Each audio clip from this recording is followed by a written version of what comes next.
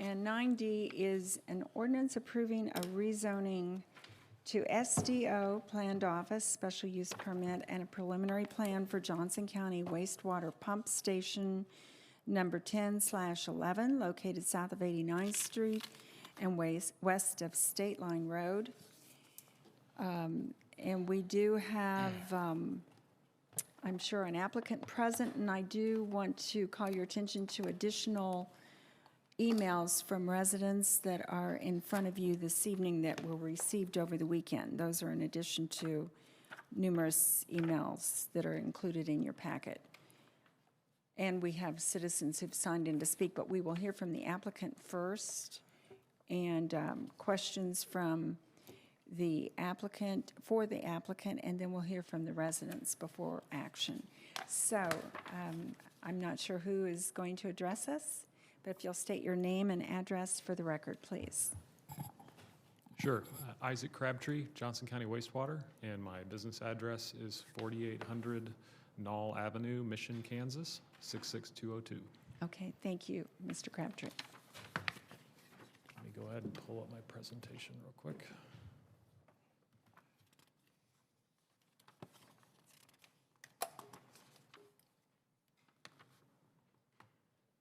Oops.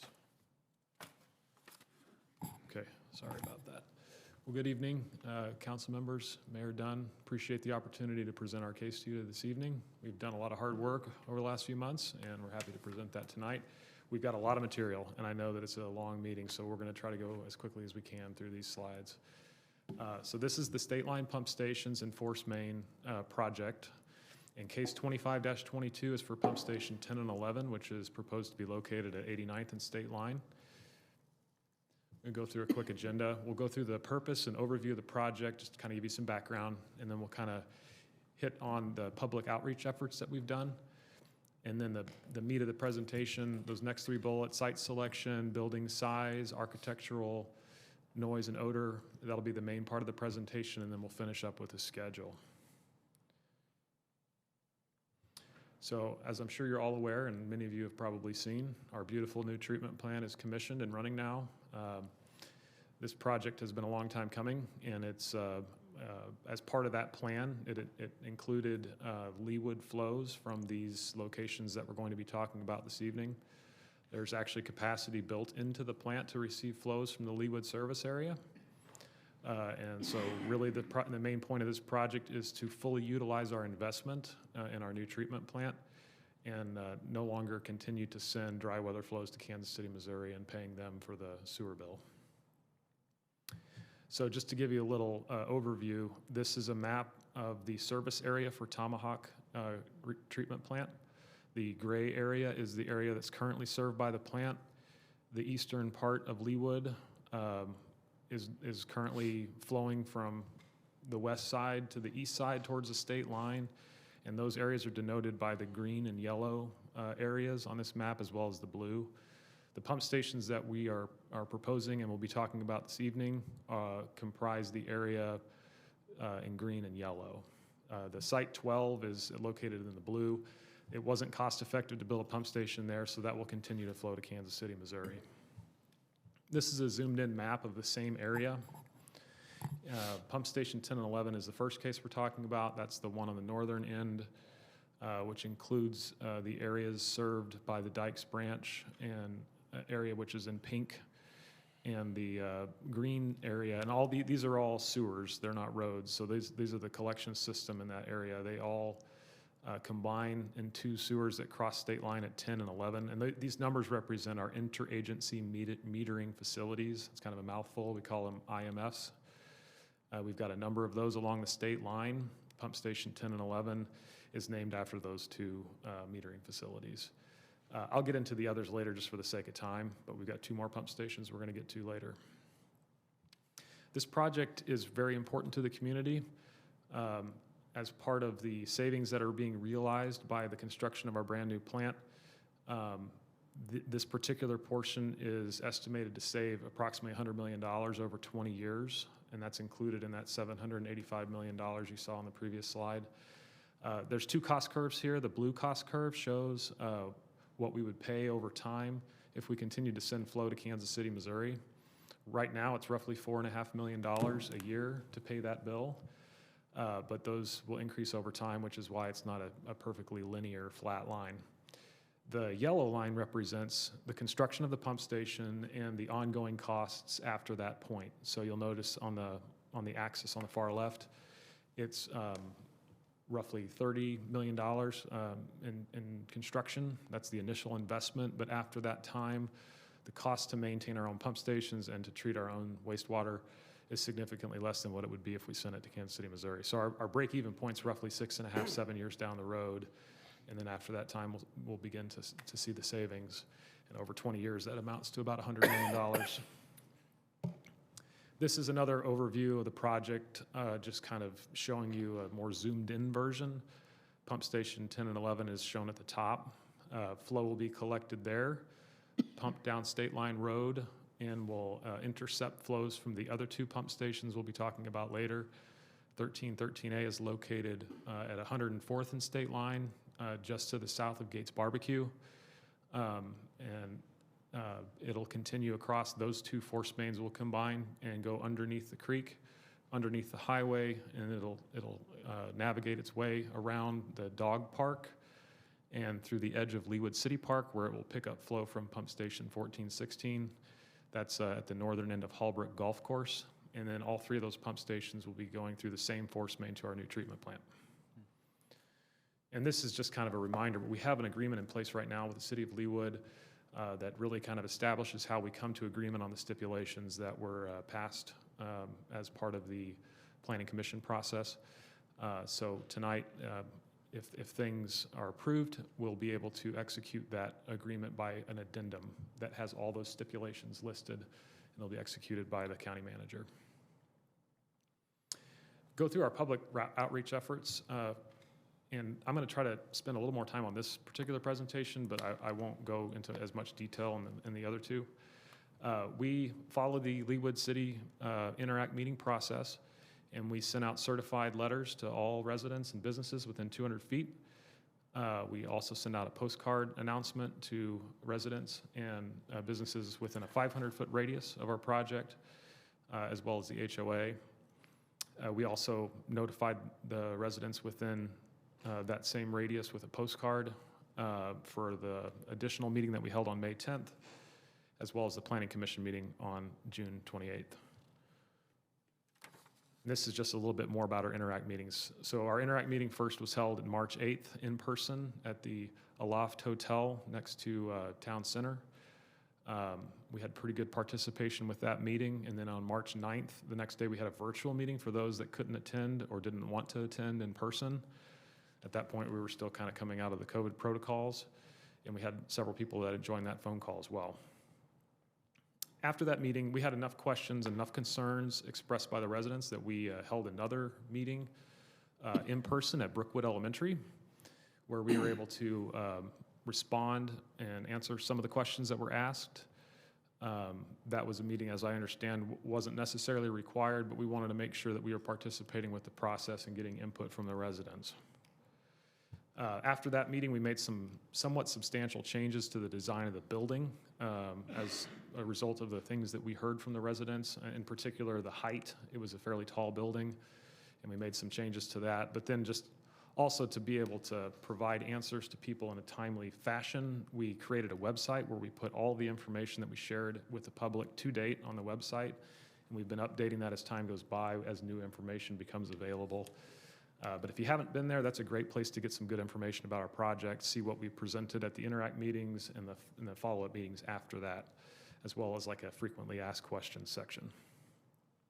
And here, just to hit this one more time, this is our timeline. We originally submitted the PDP in February, had the Interact meeting in March. We were actually slated to have that go to the Planning Commission at the end of March, and we ended up continuing that several months, actually, so we could address some of the comments that we received from the residents and the public in general. Again, we met on May 10th. At that meeting, we presented additional site evaluations. One of the comments that we received is they wanted us to look at an alternative location in the parking lot. at 8900 State Line. So at that meeting, we presented our findings on the flood modeling and the results of that study, as well as presented some new options for a facade and some enhanced landscaping to screen the building from view. And June 13th, we made the website go live, which included our building height reduction that showed we basically reduced the building height by 13 feet. I'll get into that here in a minute. And then we presented all that on the 28th of June, and the Planning Commission gave us approval with the stipulations from that evening. We did have a follow-up phone call with some of the residents on July 8th to talk about an additional concept that we reviewed, and we provided the answers to that evaluation to the residents. So getting into the particulars about the site itself, we did quite a bit of work up front trying to figure out where the best place to put this pump station. I don't know if you can see my cursor on the screen. 8900 State Line is right here. I don't know what I just did. There we go. Sorry about that. That's where the two sewers that go through interagency metering facilities 10 and 11, that's where they converge and cross the state line. So option one was kind of an obvious location to review, but we also looked at 4 other places. We presented that in detail in the Planning Commission, so I won't go in detail now, but the other sites were not as attractive for various reasons, including increased cost, difficult construction. The one, number 3, is actually in Kansas City, Missouri, so we don't have jurisdictional authority over there. Number 2 was too close to a structure. Number 5 was more expensive, and it would require tearing up the park, which we know that was not an attractive option to the residents. And number 4, up at the top, was actually a really good location, but it didn't pick up all the flow. So it didn't meet our project goals to intercept all the flow going through that area. So we landed on location 1 as a preferred option. And again, that was just because of the proximity to the sewers. It's very accessible, intercepts all flow going through there, and it avoids disruption to the park. It would be a very deep sewer if we went through the park, and so we didn't want to do that. That would have been very disruptive to the trees and to the creek and to everything. So number 1 was also the lowest cost out of all the ones that were considered. So once we narrowed down on site 1, we evaluated a number of locations within the parking lot, and in doing so, we met with the property owner at 8900 State Line, as well as the residents adjacent to this property. And so we had our original concept was location A. We moved it to location B, and that's what we presented at May 10th public meeting. And the residents asked if, prior to that time, they asked us if we could move it to location C, and we provided an updated evaluation looking at that site, and we talked to the property owner about it as well. After all those evaluations, we landed on site B as the recommended location, and the reasons for this have to do with the property owner and negotiations with him, and knowing about the future and current uses of his property and wanting to maintain that. That was a preferable location for him. It achieves all the project goals by collecting all the flow, and it was the only site that we evaluated that achieved a no-rise no-rise flood condition after the flood modeling. That's important because the flood rise per Leawood City Ordinance requires that we don't cause a rise in the floodplain. So if the modeling shows that there's a rise, we have to mitigate it in some way. Mitigation generally involves channel modifications to the creek, and these channel modifications can be somewhat disruptive. It could be cutting out the bank, benching it in, removing trees. That would be probably both upstream and downstream of the pump station. We didn't vet that out because we had another location that didn't have a rise. But if we have to move it to a location with a flood rise, we're going to have to mitigate that. So that's the main reason, other than the property owner's preference, why that location was chosen. And then other considerations, Site B was actually the most equidistant to all the structures. The building on property, the building across Dykes Branch to the south, and the residents in the Leawood Estates, it's roughly the same distance, about 250 feet to each one of those buildings. Village of Leawood is directly to the west. It's approximately, I want to say 350 feet to the nearest home. So that was attractive. If we moved it anywhere else, it would get closer to somebody. So we wanted to make sure that we were being fair in that regard.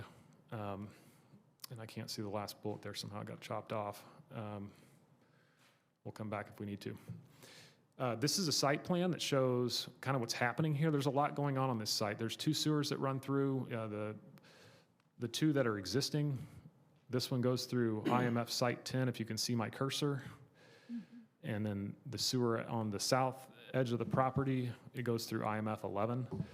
And this project needs to pick up flow from both of those lines. And so the pump station is situated directly in between there. We would collect the wastewater into a wet well. And the control building would be adjacent to that, attached.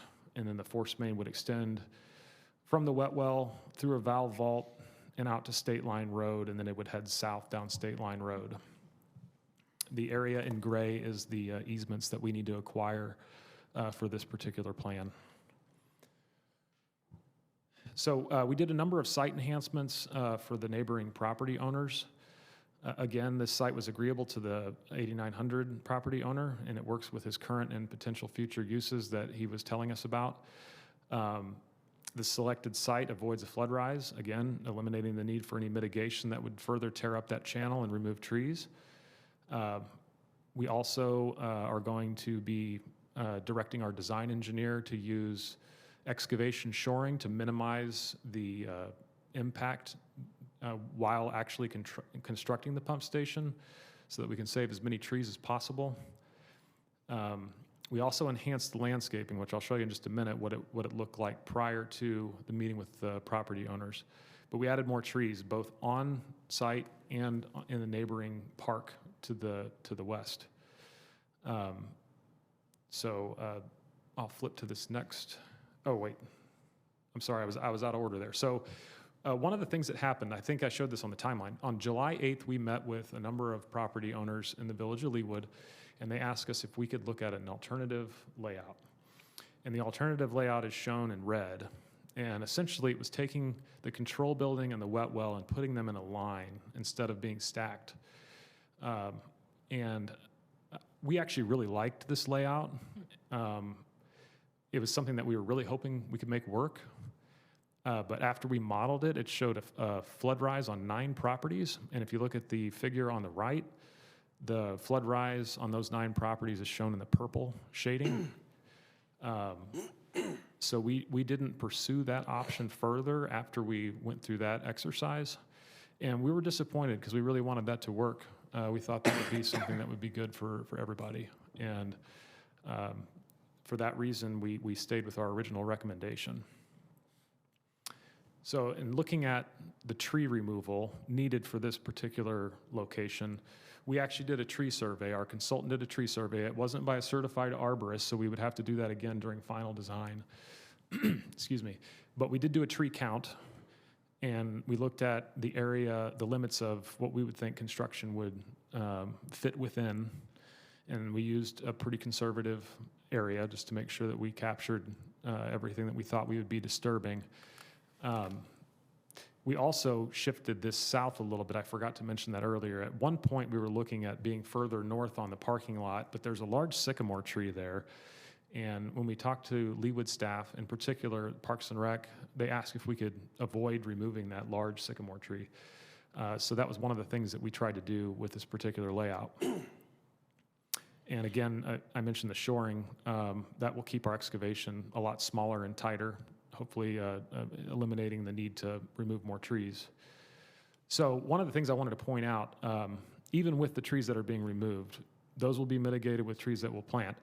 But there's still a number of trees in between the creek and the location at the top of the bank where the pump station is currently sited, shown in this drawing. And there's also trees on the west side as well. So there still is screening even on top of the plantings that we're going to propose. This is what we presented at the Interact meeting. And after getting feedback, we decided to add more trees. And that included adding bald cypress trees along the walkway there in the Leawood City Park. That's actually not on the property, but it was something that we worked with Parks and Rec on, and they recommended the bald cypress just based on the location of the trees. And I think we're showing 10 trees on that side. So that's not even really included in our mitigation plan for the site itself. That's additional plantings just to add more screening. And we worked with the city staff on that one. So getting into the actual building itself, we went through a number of iterations. The Interact meeting, we showed the image on the left. After receiving feedback there was the color wasn't something that people liked very much, and they didn't like the way the building looked. We added a few architectural features. It's kind of hard to tell. It doesn't look that different, but we added windows and some different patterns on the brick. The feedback that we received that it still wasn't really anything that they were that excited about. But what we said is that we would work with the residents during design to make sure that it was more visually appealing. But the main thing that came out of those meetings is that the building was just too tall. And they asked, can we make it shorter? And so after those meetings, we developed a plan. Our consultant helped us develop a plan to basically put everything at ground level. Now, something that's important to understand, the reason why it's so tall is because of the floodplain. The floodplain is roughly, I want to say 8 feet above the parking lot. So everything has to be above that. And we were putting our odor control facilities, our electrical room, and any mechanical equipment on the second level. What we decided to do with this current concept is to put everything at grade and build basically a flood wall around it. So it's the same thing, it's just 13 feet lower, which dramatically changes the screening or what the screening can do. Here's a more zoomed in look. The building height's 17 feet as opposed to what we showed originally, which was 30 feet. It's still the exact same footprint that we submitted in the PDP. The top of the structure is roughly 881, which probably doesn't mean much to anyone that doesn't have a survey of the site, but basically what that is roughly the same height as the existing parking garage that's there right now. So it's not any higher than what's already there. Okay, we're going to get into some renderings, and I think we can go through these fairly quickly. Our first presentation, I think we presented this at the May 10th public meeting. We did a rendering, and we actually, our consultant got a company that does these renderings, and we did it in 3D. We were able to drop the building in at scale in the right location, and those trees, this is actually from a drone footage, but they actually took the trees and modeled them so that we could put leaves on or off. So I think it's kind of a neat feature. But you'll see the top one is fairly visible over the trees. And that was something that the residents told us they really didn't like. So we heard that feedback, and we put pencil to paper and were able to get it down quite a bit lower by about 13 feet. So you'll notice in the bottom photo, that's the revised height. And this is, keep in mind, this is in the winter when there's no leaves on the trees, and it's right after construction, so anything that we plant at that point would be smaller than what's there. So it's quite a bit more hidden just from the height alone.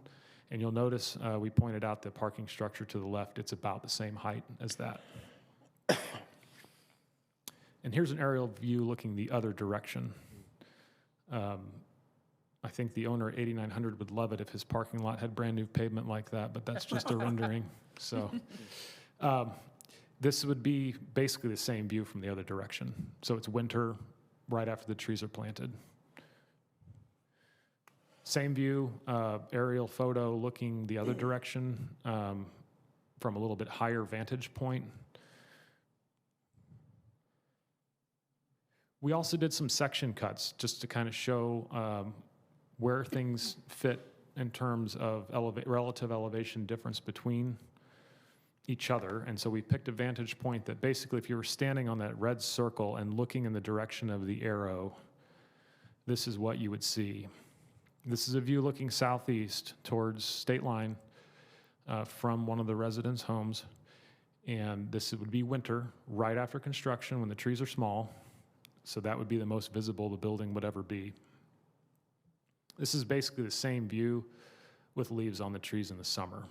You can still see the top of the building, but this is shortly after construction. And you'll see in the foreground the new trees that we planted in the park, the bald cypress trees. This is the same view with in the winter, but with mature plantings. And so you'll see the evergreens. The evergreens are now significantly taller. Still see kind of a little bit of the top of that building, but it's pretty much mostly concealed. And this would be that same view in the summer. So the plan is eventually never seeing it all at all. And I think that's a great thing, because when the building was 30 feet tall, that was going to take a long time for new plantings to cover it. So this is the section cut I was referencing. If you take a slice down that red line and put it on a profile, which is shown on the bottom, you can kind of see the sight lines. So I know it's probably a little bit hard for you to see, but if you can follow my cursor. So if you're standing at the house looking this direction, the pump station used to stick up here. You can see the lighter line weight, but with the new height being 13 feet less, it'll be screened quite a bit from the trees that are there. And the small triangular shaped evergreens, those represent the new plantings. Same view with the trees' mature height. So it covers it fairly well. So that was basically what I wanted to show you in terms of aesthetics. I'm sorry, like visual aesthetics. A couple other of the two other really important things that the neighboring property owners brought up was odor and noise. Those were concerns. For odor control, we're proposing, our plan currently includes vapor phase odor control using an activated carbon scrubber system. The air inside the wet well would be the place where odors would form, and that would be closed off on top, and all of the air inside that would be routed through ductwork and blown by a fan through an activated carbon vessel, and the carbon media would then adsorb those odorous compounds, things like hydrogen sulfide, mercaptans, reduced sulfur compounds, things that are the source of odor, and it's very, very effective. It's really the best technology available. It's the same technologies that we've employed at our other facilities. It's the only thing that really could go wrong. It's a mechanical system, so it's not. We can't say that it'll never ever break. But if a fan breaks, well, it's connected to our SCADA system, and we'll be able to be notified and address it very quickly. Is that the same system as at Tomahawk? It's the same technology. Okay, at thank Tomahawk. Yep. So that's for any odors that would be at the site. We also are going to be injecting chemical, calcium nitrate or bioxide. It's a chemical that prevents the formation of H2S. And why that's important is with a force main, especially in force mains where you have a high point, and we will. As you go south, you go up over 95th Street, and then you start heading back downhill. We'll have air release valves, and we don't want any odor releasing from those air release valves. So by adding the chemical into the wet well, it'll prevent the formation of H2S. And we've been putting this on our presentations, but we do have an odor control or an odor concern hotline, and that's the number that can be called. As far as noise, the only two things that make any noise are the pumps and the odor control fan. The pumps will be below grade and submerged, it'll be below grade about 25 feet underwater. So the pumps you can't really hear unless you have your ear down to the hatch directly above it. So those will be undetectable offsite. The odor control fan will be in an acoustical enclosure, and that enclosure will be surrounded by the pump station flood wall. And it will meet the City of Leawood's noise ordinance, the 60 decibels of the property line. It'll probably be actually less than that, but we'll meet or exceed that requirement. And lastly, hope I'm doing all right on time here. Just a quick schedule. So tonight, obviously August 15th, we're planning on moving into design right away. We've got a consultant selected, and we are working on negotiating scope and fee with them for the design. That'll take roughly 10 to 12 months. And so next summer, we'll be bidding those plans to a contractor, with hopefully being able to award the project to a contractor next fall of 2023. And at this point, we're expecting construction to last about 18 months. So April 2024 or thereabouts will be roughly when we're at substantial completion, and the pump station should be in service by May of 2025. I think I said the wrong date, May of 2025. So that's the rough schedule. And I believe that's the end of the presentation. So if you have any questions, I'd be happy to answer those now. All right, thank you, Mr. Crabtree. Any questions? Mr. Sippel. Thank you, Madam Mayor. I had two questions for the applicant. One, when you build the, I guess it's called the force main, which is downstream from the pumps to push it up state line, will you have to remove more trees from the creek bed area that will cause a change in the scenery for either Continental Engineering or for the neighbors up on the hill to the south of Continental Engineering? We talked about the trees on the west side, but what about the trees on the south side, especially between State Line and the pump station? That's a great question. Let me flip back, if you don't mind, to the site plan. Man, sorry I had to present so many slides. There we go. So the easement for the sewers and the force mains are shown in the gray. And if you look at the line that says FM, and I'm really sorry that it's so small, hopefully you can see that, that's our force main, and it's actually going through the parking lot. The edge of the trees are denoted by this curvy line here, squiggly line. So we'll be outside of the riparian corridor through there on the creek. And then we'll actually be in State Line Road from that point all the way down to 103rd Street. It'll be the inner southbound lane. That's what we're thinking right now, because Water One has a water main on the curb line, and we've got to be 10 feet apart from that. So you're not going to take out any more trees on the south side of the creek? There could potentially be a little disruption in this corner where we pick up that sewer because it's so deep. Okay. But I think that was accounted for in our tree count. So there shouldn't be any tree disruption on the south edge of the parking lot. Okay, my second question has to do with, you've reduced the height to 13 feet. And this might be a non-engineering question. Can you reduce it even further by digging a deeper hole and putting the pumps even lower than what you've got them now? That would reduce from 13 feet, take it down to 6 feet. That's a good question. The height is actually set by the floodplain. So we have to be, I believe, at least 2 feet above the 100-year floodplain. And so it's not necessarily determined by what's in the building. It's determined by what we're keeping out of the building, if that makes any sense. So I don't think we can make it any lower. We could talk to our consultant to make sure that we don't have extra space in there that we could potentially reduce, but I don't think we can make it much lower than it is. Thank you. That's all. And to be clear, it's actually 13 feet lower, but it's Lower. actually 17 feet tall. Is That's that- correct. Thank you for that clarification. I have a question. I know you said our park staff recommended the bald cypress, but I believe the bald cypress loses its evergreen needle in the winter. Am I correct on that? I'm seeing a nod of a Yes, head. you're correct. It's a deciduous tree. It looks like an evergreen, but it's not. Right. What we're proposing around the pump station itself are evergreens. Okay. The bald cypress were recommended for inside the park. I'm just wondering if there's an evergreen that could be used inside the park. I mean, you're going to plant 10 of them. And I hate to ever argue with our park staff because they know best. But I've seen these trees all over City Park, and I noticed when they turn brown and drop their leaves, there isn't the screening that you would like to see, or the residents would like to see as well. That's a great point. We're open to other tree species. I also defer to Parks Department because I'm a civil engineer, so I don't know all that. But yeah. Sure. Well, that can be discussed Yeah, further. we're happy to work with you and the residents on types of plantings. Okay, thank you. Thank you. Ms. Kane? My co-counsel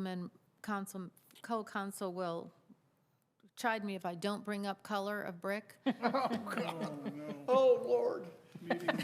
See, See? And with the wastewater, I don't know if these gentlemen were here, but that was my big thing, is about Cardinal in the winter, you see the red, right?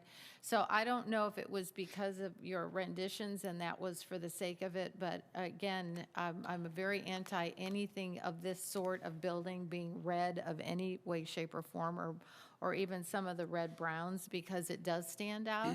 As opposed to if you looked at your own picture, the building right across State Line Road was more of a neutral, and it looked like the trunks of the trees, and it blended in a lot better than even that red. So I know that's part of the final, I get that, but that's one thing that I would be super watching closely, not just me. And I know, I'm reading the materials, and thank you for the presentation, and thank you to all the residents, and I know they're going to be speaking. But there was talk about a roof, and is there going to be a roof? Isn't there going to be a roof? Is it going to be pitched? Is it pitched on, there's 3 different buildings here. So can you speak to that too? Is there no roof? What's that material? Can that material or the roof or the pitch be better for the visibility of the neighbors? Thanks for bringing that up. I think that was actually one of the comments that was made by the Planning Commission. We didn't change the rendering, but there is a possibility, if we can make it work, that we can do something different with the roof. Right now, there's 2 sides to the pump station. Let me get to that zoomed in. So you'll notice on the right, there's a roof shown above that side. That's the electrical room, and so we have to keep that climate controlled with air conditioning. And it needs to be out of the elements, so it's covered. The area right next to it is the odor control area, and it has equipment in it that doesn't need to be protected from the elements, so it's just an open top. But I don't think we have any objections to putting a different style of roof on it. We just didn't advance it any further than the comment that was made. I would appreciate that. I don't want to speak to ultimately the location yet in the area, I'll let the residents speak first, but those were my initial 2 questions. Thank you. And to Or comments. Appreciate that. And to comment on the brick, we're not committed to any particular color. So if there's one that's, I would love to have an architect tell me exactly what color they want, because I'm more concerned about all the parts and pieces inside. So we'll work with the residents and the city on the brick. Thank you. Councilmember Kane did dictate the brick that is the color of the wastewater treatment plant. So if you want to know what she likes, you can just look at your... Call it Julie Kane You yellow. were going to have 32 red brick buildings, and that just made me a crazy person. So thank you for not making 32 red brick buildings in your big wastewater plant. But that was your original plan.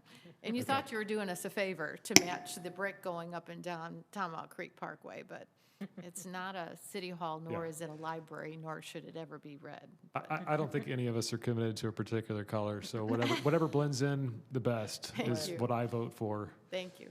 Mr. Osmond and Mr. Rawlings. Thank you, Madam Mayor. You've brought up a couple different times about FEMA, floodplain, flood issues. And so I just briefly got on the FEMA website.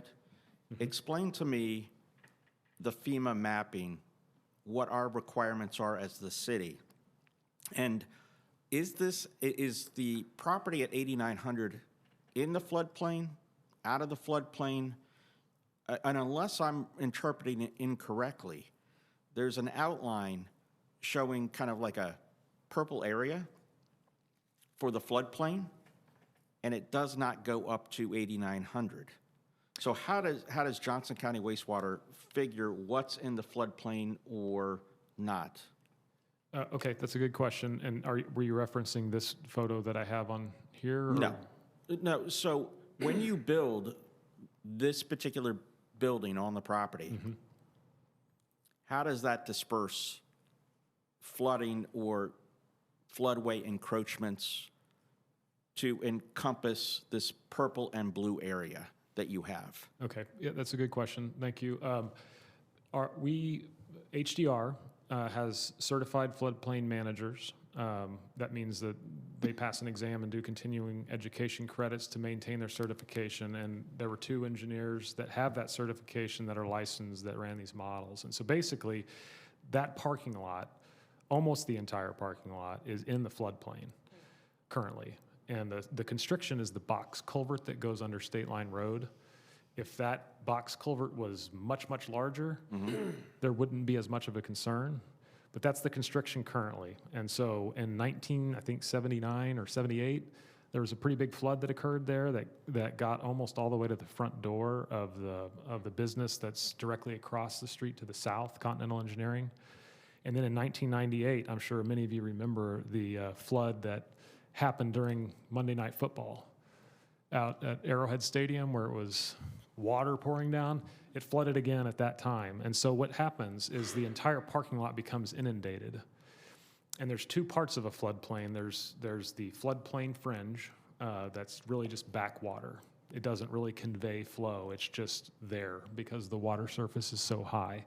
And then there's the part of the flood plain itself that's considered the floodway. And that's really what's needed for conveying the flow through. And so our pump station, and I don't remember exactly where the floodway boundary is, but it's right there, kind of in the middle of it.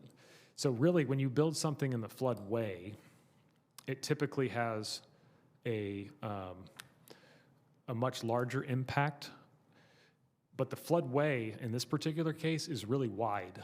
Conveyance actually goes across the parking lot. So moving it into the parking lot, which is roughly the same elevation as where the pump station is shown now, doesn't necessarily provide a benefit because that whole area is part of the conveyance. Does that answer your question? Well, I mean, I don't specialize in FEMA and floodplain and floodway, so I rely on a map. And when I look at the map and you get on Ames and you see where the issues are, because if I own a commercial property, I don't want to buy it in a floodplain area, or you buy insurance for it. So the first thing I do is go get on Jackson County or Ames to see where those issues are. When I logged in, I just don't see on 89th Street. So I'm having a disconnect as to what FEMA says versus what the floodway is. That's what I'm trying to understand. Because if FEMA tells me that it's not in the floodplain, shouldn't you be able to build in that area? If it's not in the floodplain, then there is no jurisdictional authority from FEMA. But in this particular case, almost the entire part of that, the southern half of that property is in the floodplain. So when was this map updated? It actually was updated fairly recently. There were, I can't remember exactly the reasons behind it. It wasn't a Johnson County wastewater project, but there was a project where some engineers, actually right across the street, Lampright Nearson, I believe, updated the flood model and submitted a conditional letter of map revision, otherwise known as a CLOMAR. And so that had to go through a process where you notify the property owners and you submit the model and you submit all the information for approval.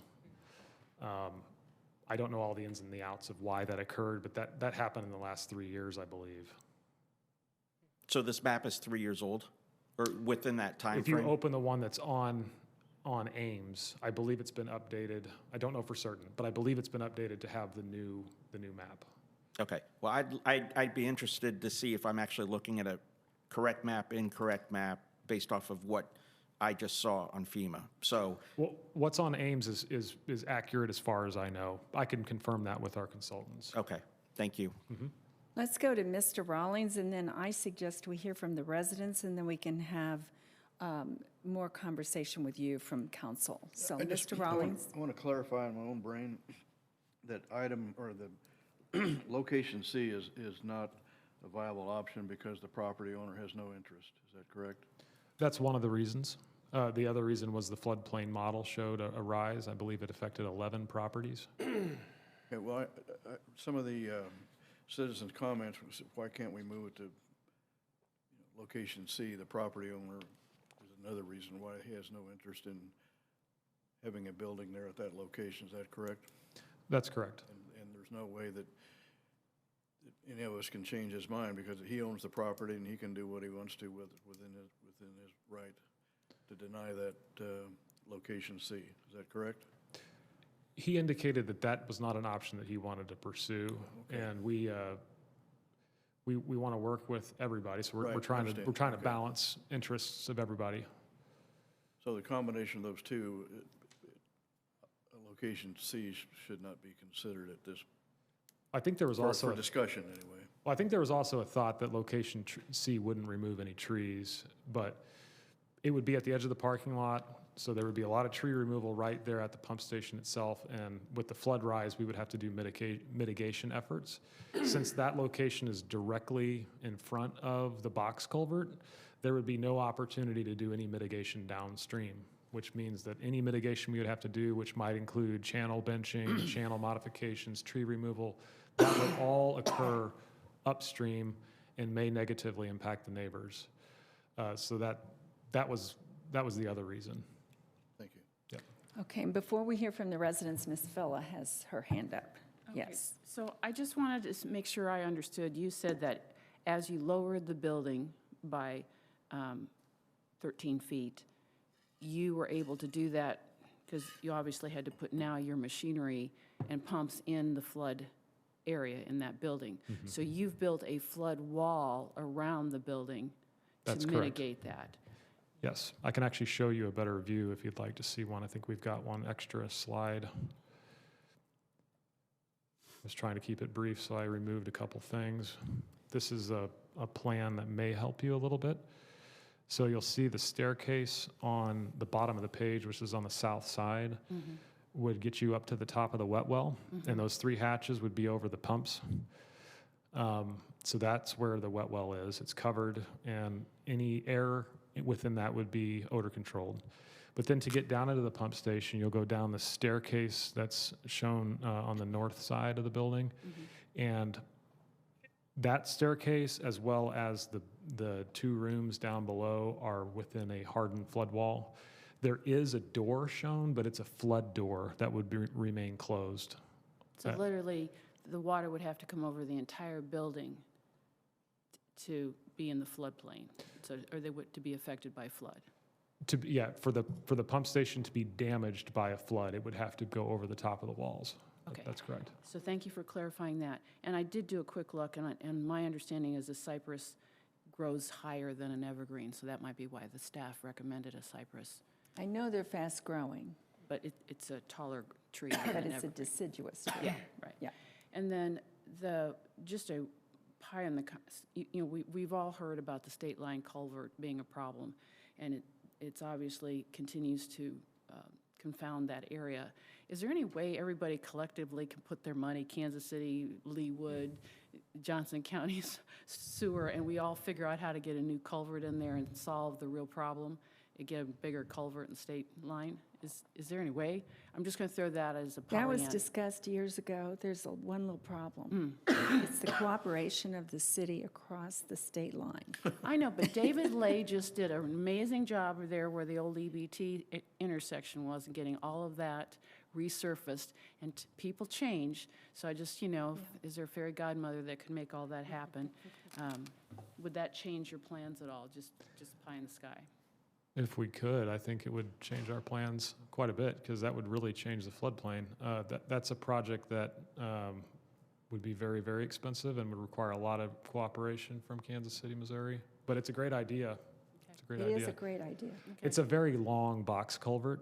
I want to say they're two twin 14 by 14 boxes, I think, or 2 10 by 10s. And they go right underneath or right adjacent to that Department of Agriculture building. So it's a highly secured area. It's just a really difficult construction. Thank you. Yeah. Thanks for that. Great idea. Well, thank you, Mr. Crabtree. We're going to hear from the residents who've signed in to speak, and then we will want you to make some comments to their comments, and we'll probably have more questions for you as well. Okay, great. Thank you very All much. right, thank you very much. And as I call your name, if you'll come into the podium, please, and state your name and address for the record, and we have quite a few who have signed in, so I'll ask you to keep your remarks, please, to no more than 5 minutes each. Bill Munninghoff.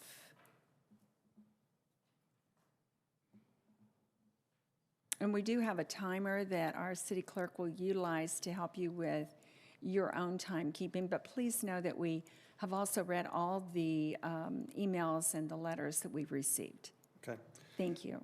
Good evening, Mayor Dunn and council members. My name is Bill Munninghoff. My wife and I live at 8914 Sagamore Road. I am the current president of the Village of Leawood Homes Association. Our Homes Association is a beautiful neighborhood of 24 homes, all homes with an assessed value of over $1 million or more.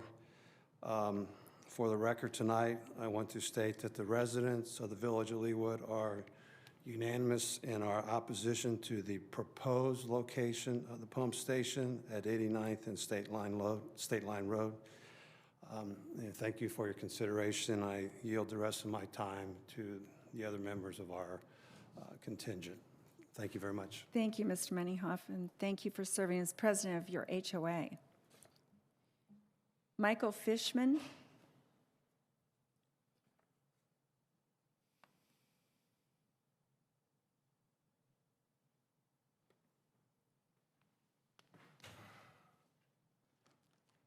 Madam Mayor, members of the City Council, good evening.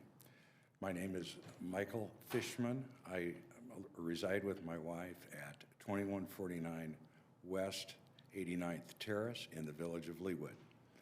I have a few remarks to make. We have, as a neighborhood, serious concerns concerning the pump station at the location where it is proposed. And I appreciate the fact that you are willing to hear us out and hear our complaints, so thank you. Another preliminary matter is that I'm going to apologize to you up front. I've been having some serious sinus issues, and it causes me to have to clear my throat occasionally.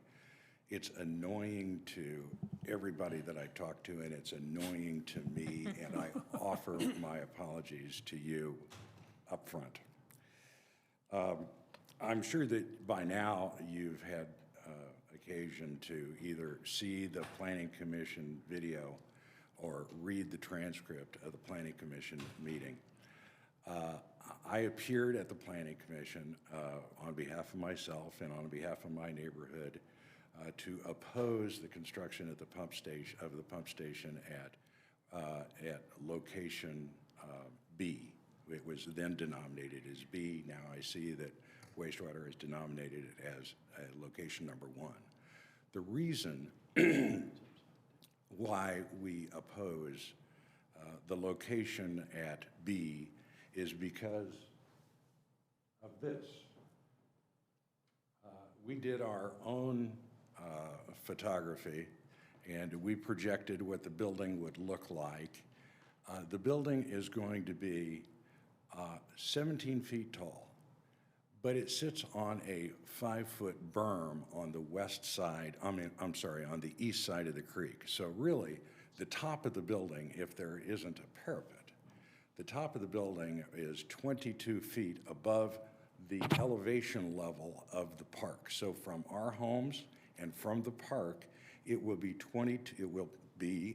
to be 22 feet high and 70 feet long. We are seriously concerned that if it's erected there, this pump station is going to be a permanent scar on the face of the park. And there are, we believe, alternatives. We were disappointed that the Planning Commission approved the site at B. Apparently, we were not as persuasive as we should have been or could have been, or maybe we didn't get our point across.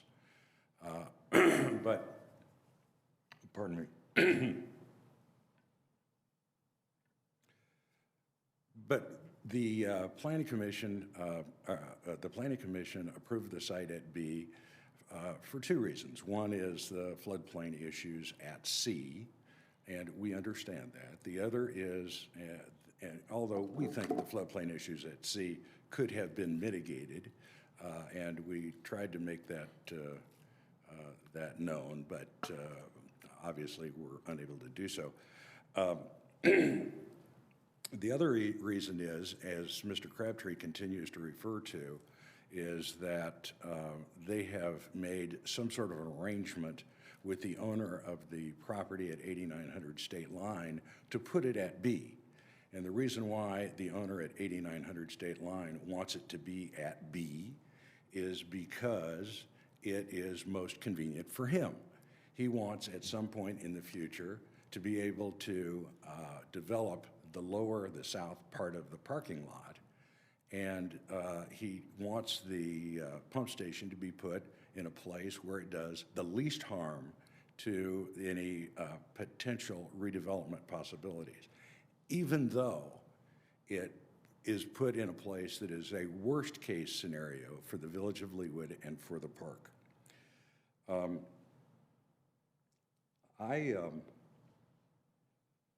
I testify, or I called the gentleman that owns 8900 State Line, and I told him that what our position was, and I asked him a number of questions.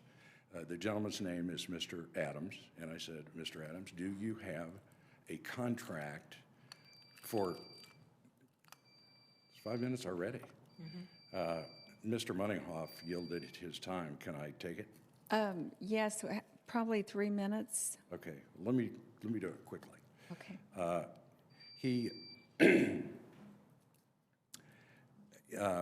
He told me, no, he doesn't have a contract. He doesn't have a plan. He doesn't have a design. He doesn't have an architect. He doesn't have an offer. He just has some people that he says are interested. This whole enterprise is designed to accommodate the interests of Mr. Adams. I don't know why the Johnson County Wastewater would be so bend over backwards to accommodate Mr. Adams' wishes, because they have the right of eminent domain. They are just unwilling to use their right of eminent domain if there is a better location. I'm going to fast forward just a little bit because I feel seriously that I'm under time pressure. I'm going to tell you what we suggested to JCW, that they consider moving the pump station 25 feet farther east into the parking lot. As a layman, it appears that if you do that, it's going to have less influence on the creek. It's not going to be as close to the creek as where the building is presently proposed. And wastewater came back and said, no, that affects more people, more properties with floodplain issues than fewer. Interestingly enough, they did not model the current site plan. They modeled a site plan that they took from us at the July 8 meeting that we had, where we thought it was helpful to extend the configuration of the building, but they didn't model that. And that's probably why they came back with the result that there is more floodplain issues there. What we want to do, we've really lost confidence in wastewater, and we've lost confidence in their engineers to give us the fair news about what the situation really is. What we want to do at our own expense, at the expense of the neighborhood, is to hire our own engineers, do a wastewater study, and recommend alternative locations if there are. We only have one shot at this. If the city council approves this, without getting alternatives that wastewater doesn't want to consider because they're accommodating Mr. Adams, then this park is going to be harmed forever. And so I implore you, please send this back to the Planning Commission,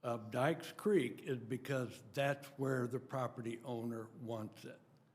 They want to take out a piece of land that's 120 feet long, 10 foot less than half of a football field, by 40 feet into the creek bank, eliminating all of the trees and all of the vegetation.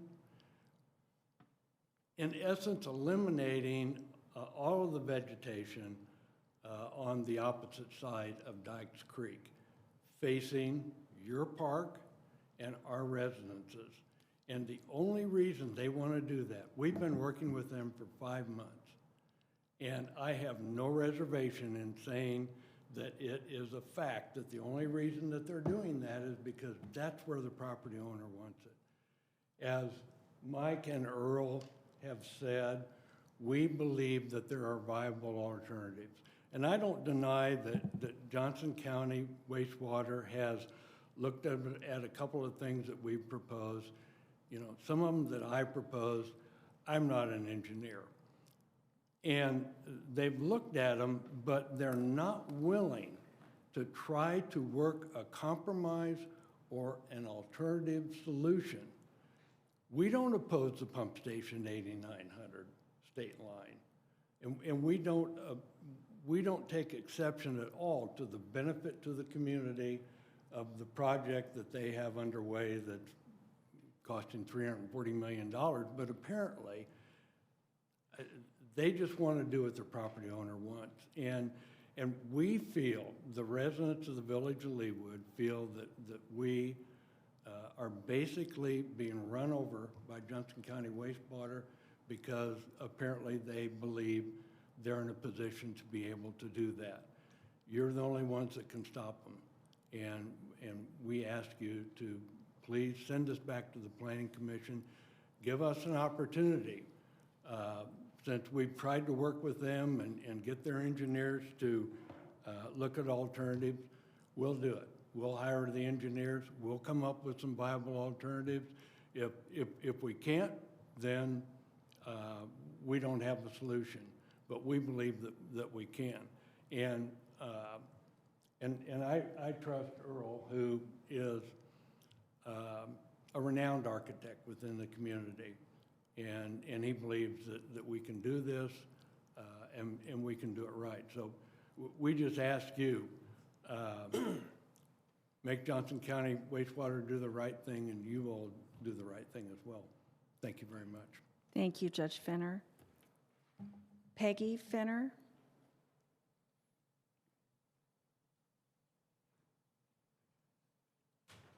Good evening, everyone. Good evening. I really don't think I have much to add. Could you introduce yourself with your name and address? Oh, yes, I'm Peggy Fenner. Thank you. I live at 2145 West 89th Terrace in the village of Leawood.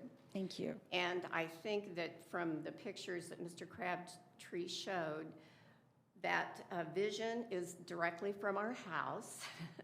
So that will be, we're probably the one home that will be looking directly at it, although there are lots of other homes that'll be looking directly at it. And the park is obviously affected. I just want to make 2 points.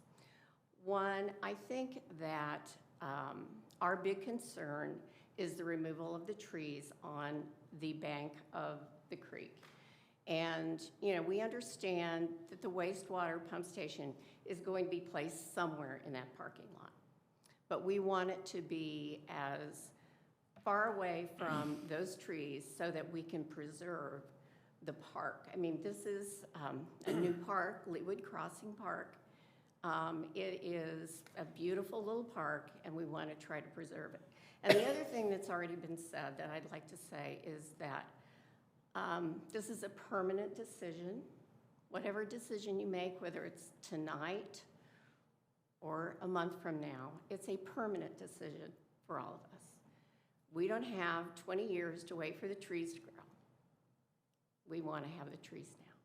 So, thank you. Thank you, Mrs. Finner. Alice Munninghoff?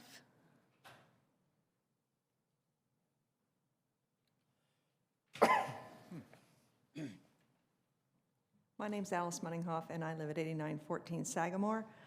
in the village of Leawood, and I really have nothing else to add other than to say I just would ask that you really consider seriously what my neighbors have said and what they have researched in terms of alternatives that might be possible for this. The village of Leawood is a gem. It's a lovely, lovely space. I'm sure some of you were instrumental in approving it and watching it be built, and we're very pleased and we love it very much. And the park is so important to us, and it's such a great part of the village of Leawood. So I would just ask that you listen to what our neighbors have said and consider that very seriously. Thank you. Thank you, Mrs. Munninghoff. Phil Gibbs Sr.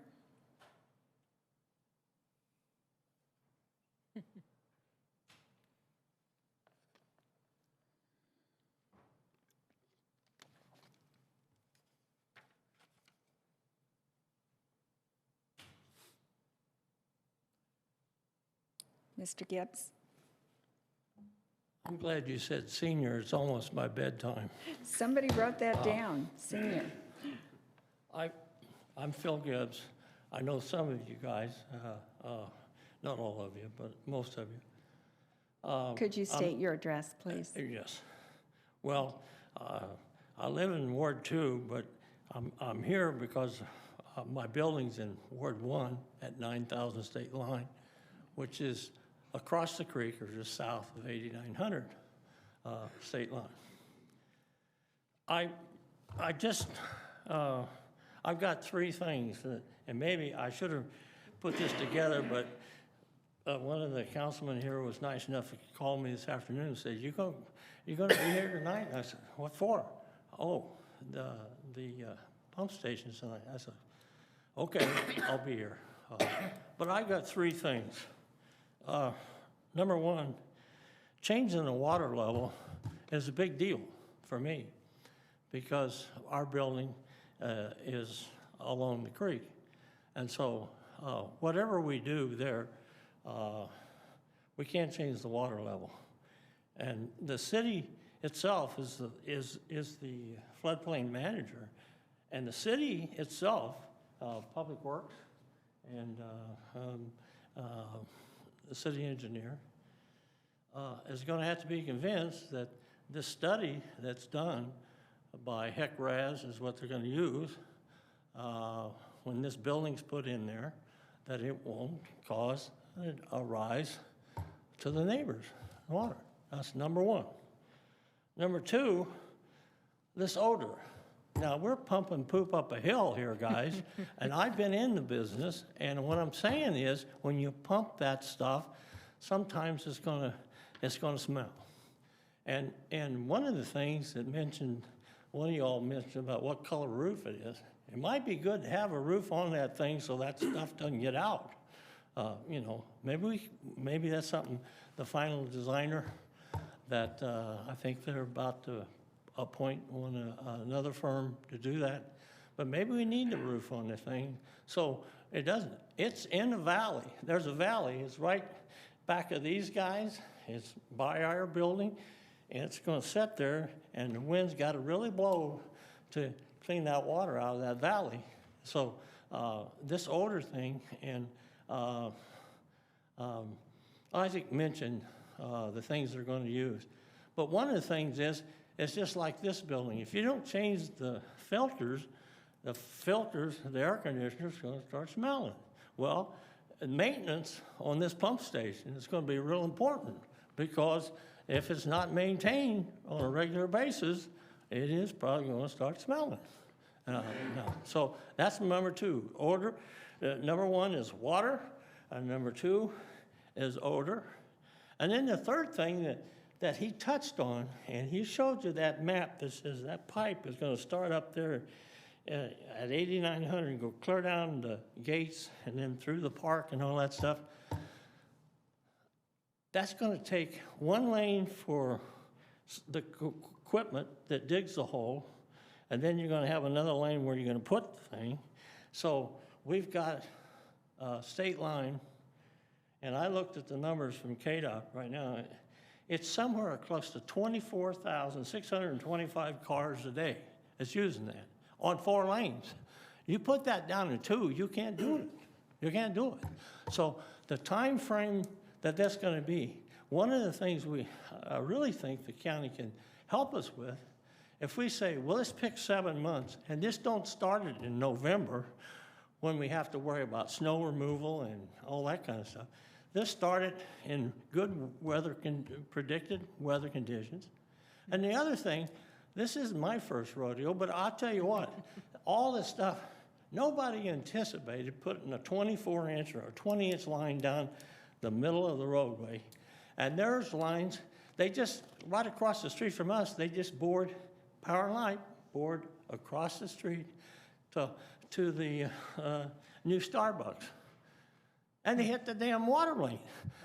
And I had water shooting 30 feet in the air because, well, gee, I didn't know that water main was there. Well, anyway, or at least the guys that marked it didn't know what it is. But they're going to hit utilities as they go down. And you know what? You call up Evergy or the gas company, and they say, I don't know, that beeps. Well, anyway, what I'm saying is, are you proving, if you do approve this tonight, where are we with Public Works and the city manager here? I know Scott Chambers, it seems like he started on it, and poor guy, he had a heart attack. Maybe it was because of this, I don't know. But anyway, what I'm saying is, we got control of our street so we can get this done in 7 months. And in 7 months, we don't award it in November and ask a contractor to do it. And then, if say it's Power and Light, you had average, we got a conflict. And they'll say, well, it's in the public right of way. Am I going to have to pay for it? Well, I'll be out there in a couple months to fix it. And there we are sitting there with a bunch of barricades on state line. That's my concern. And, you know, because I'm trying to run a business. I know 8900 is running a business, other things along there. And we need to have it done timely. So I'm sorry I'm over. Thank you. over the deal. Thank you, Mr. Gibbs. But that's the three things, okay? We appreciate it. All right. Good to Thank you. think about. Thank you. Mr. Crabtree, if you would like to come back and make any comments, I know the council's going to have some questions.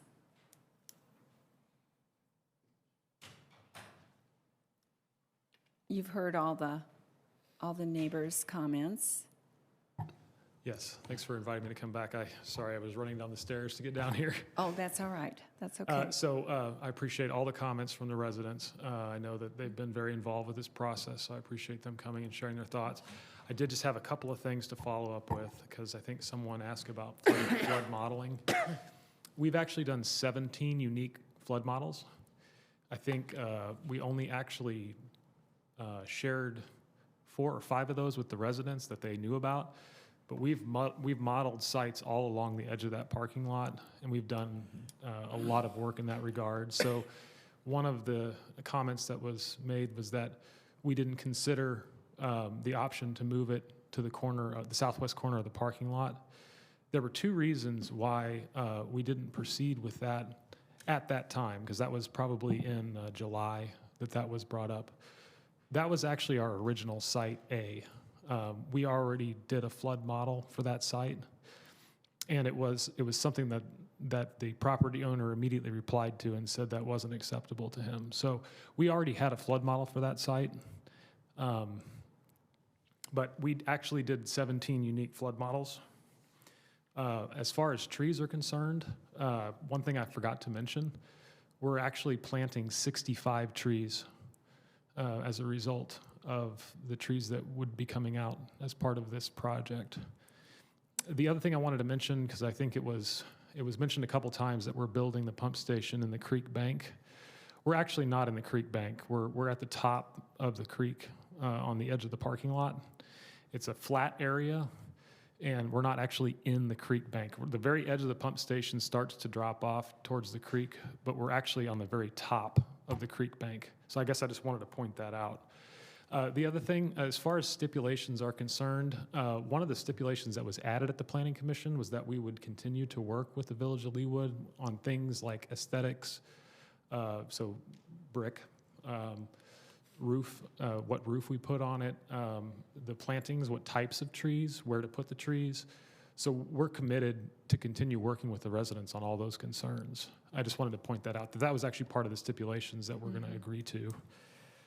And I believe those were the things I wanted to follow up with. In terms of flood modeling, we've done extensive flood modeling on every site that we've looked at, including sites that we haven't presented. So I just wanted to point that out. Okay, thank you very much. Questions, Mr. Sipple and Ms. Phillip? Thank you very much. I really enjoyed your presentation. I thought you were very articulate. I might not agree with everything, but I thought you did a good job. Would wastewater be opposed to giving the neighbors 90 days to come up with alternatives from a location standpoint and give them a fair shake in terms of those options and then price them out and come back to us? I'm not sure if I can answer that on behalf of the county. I might have to get back to you on that because, like I said, we've done 17 unique flood models encompassing almost the entire edge of that parking lot. And as you move it into the parking lot, it doesn't get better, and I can show you why. You had asked the question, Councilman Osmond, you asked the question about the floodplain. I can pull up Johnson County Ames if you want me to show you. Yes, please. Would you like that? Yes, please. Okay. This will help probably illustrate why it's an issue. Let me just see if I can get there. Bear with me 1 second. Well, just to cut to the chase, you don't have to convince me, maybe Mr. Osmond, but you don't have to convince me on the floodplain pros and cons. I guess the question is, would you be willing to suspend operations on your plan, your timeline, for 90 days just to give the engineers, alternative engineers, a chance to make recommendations?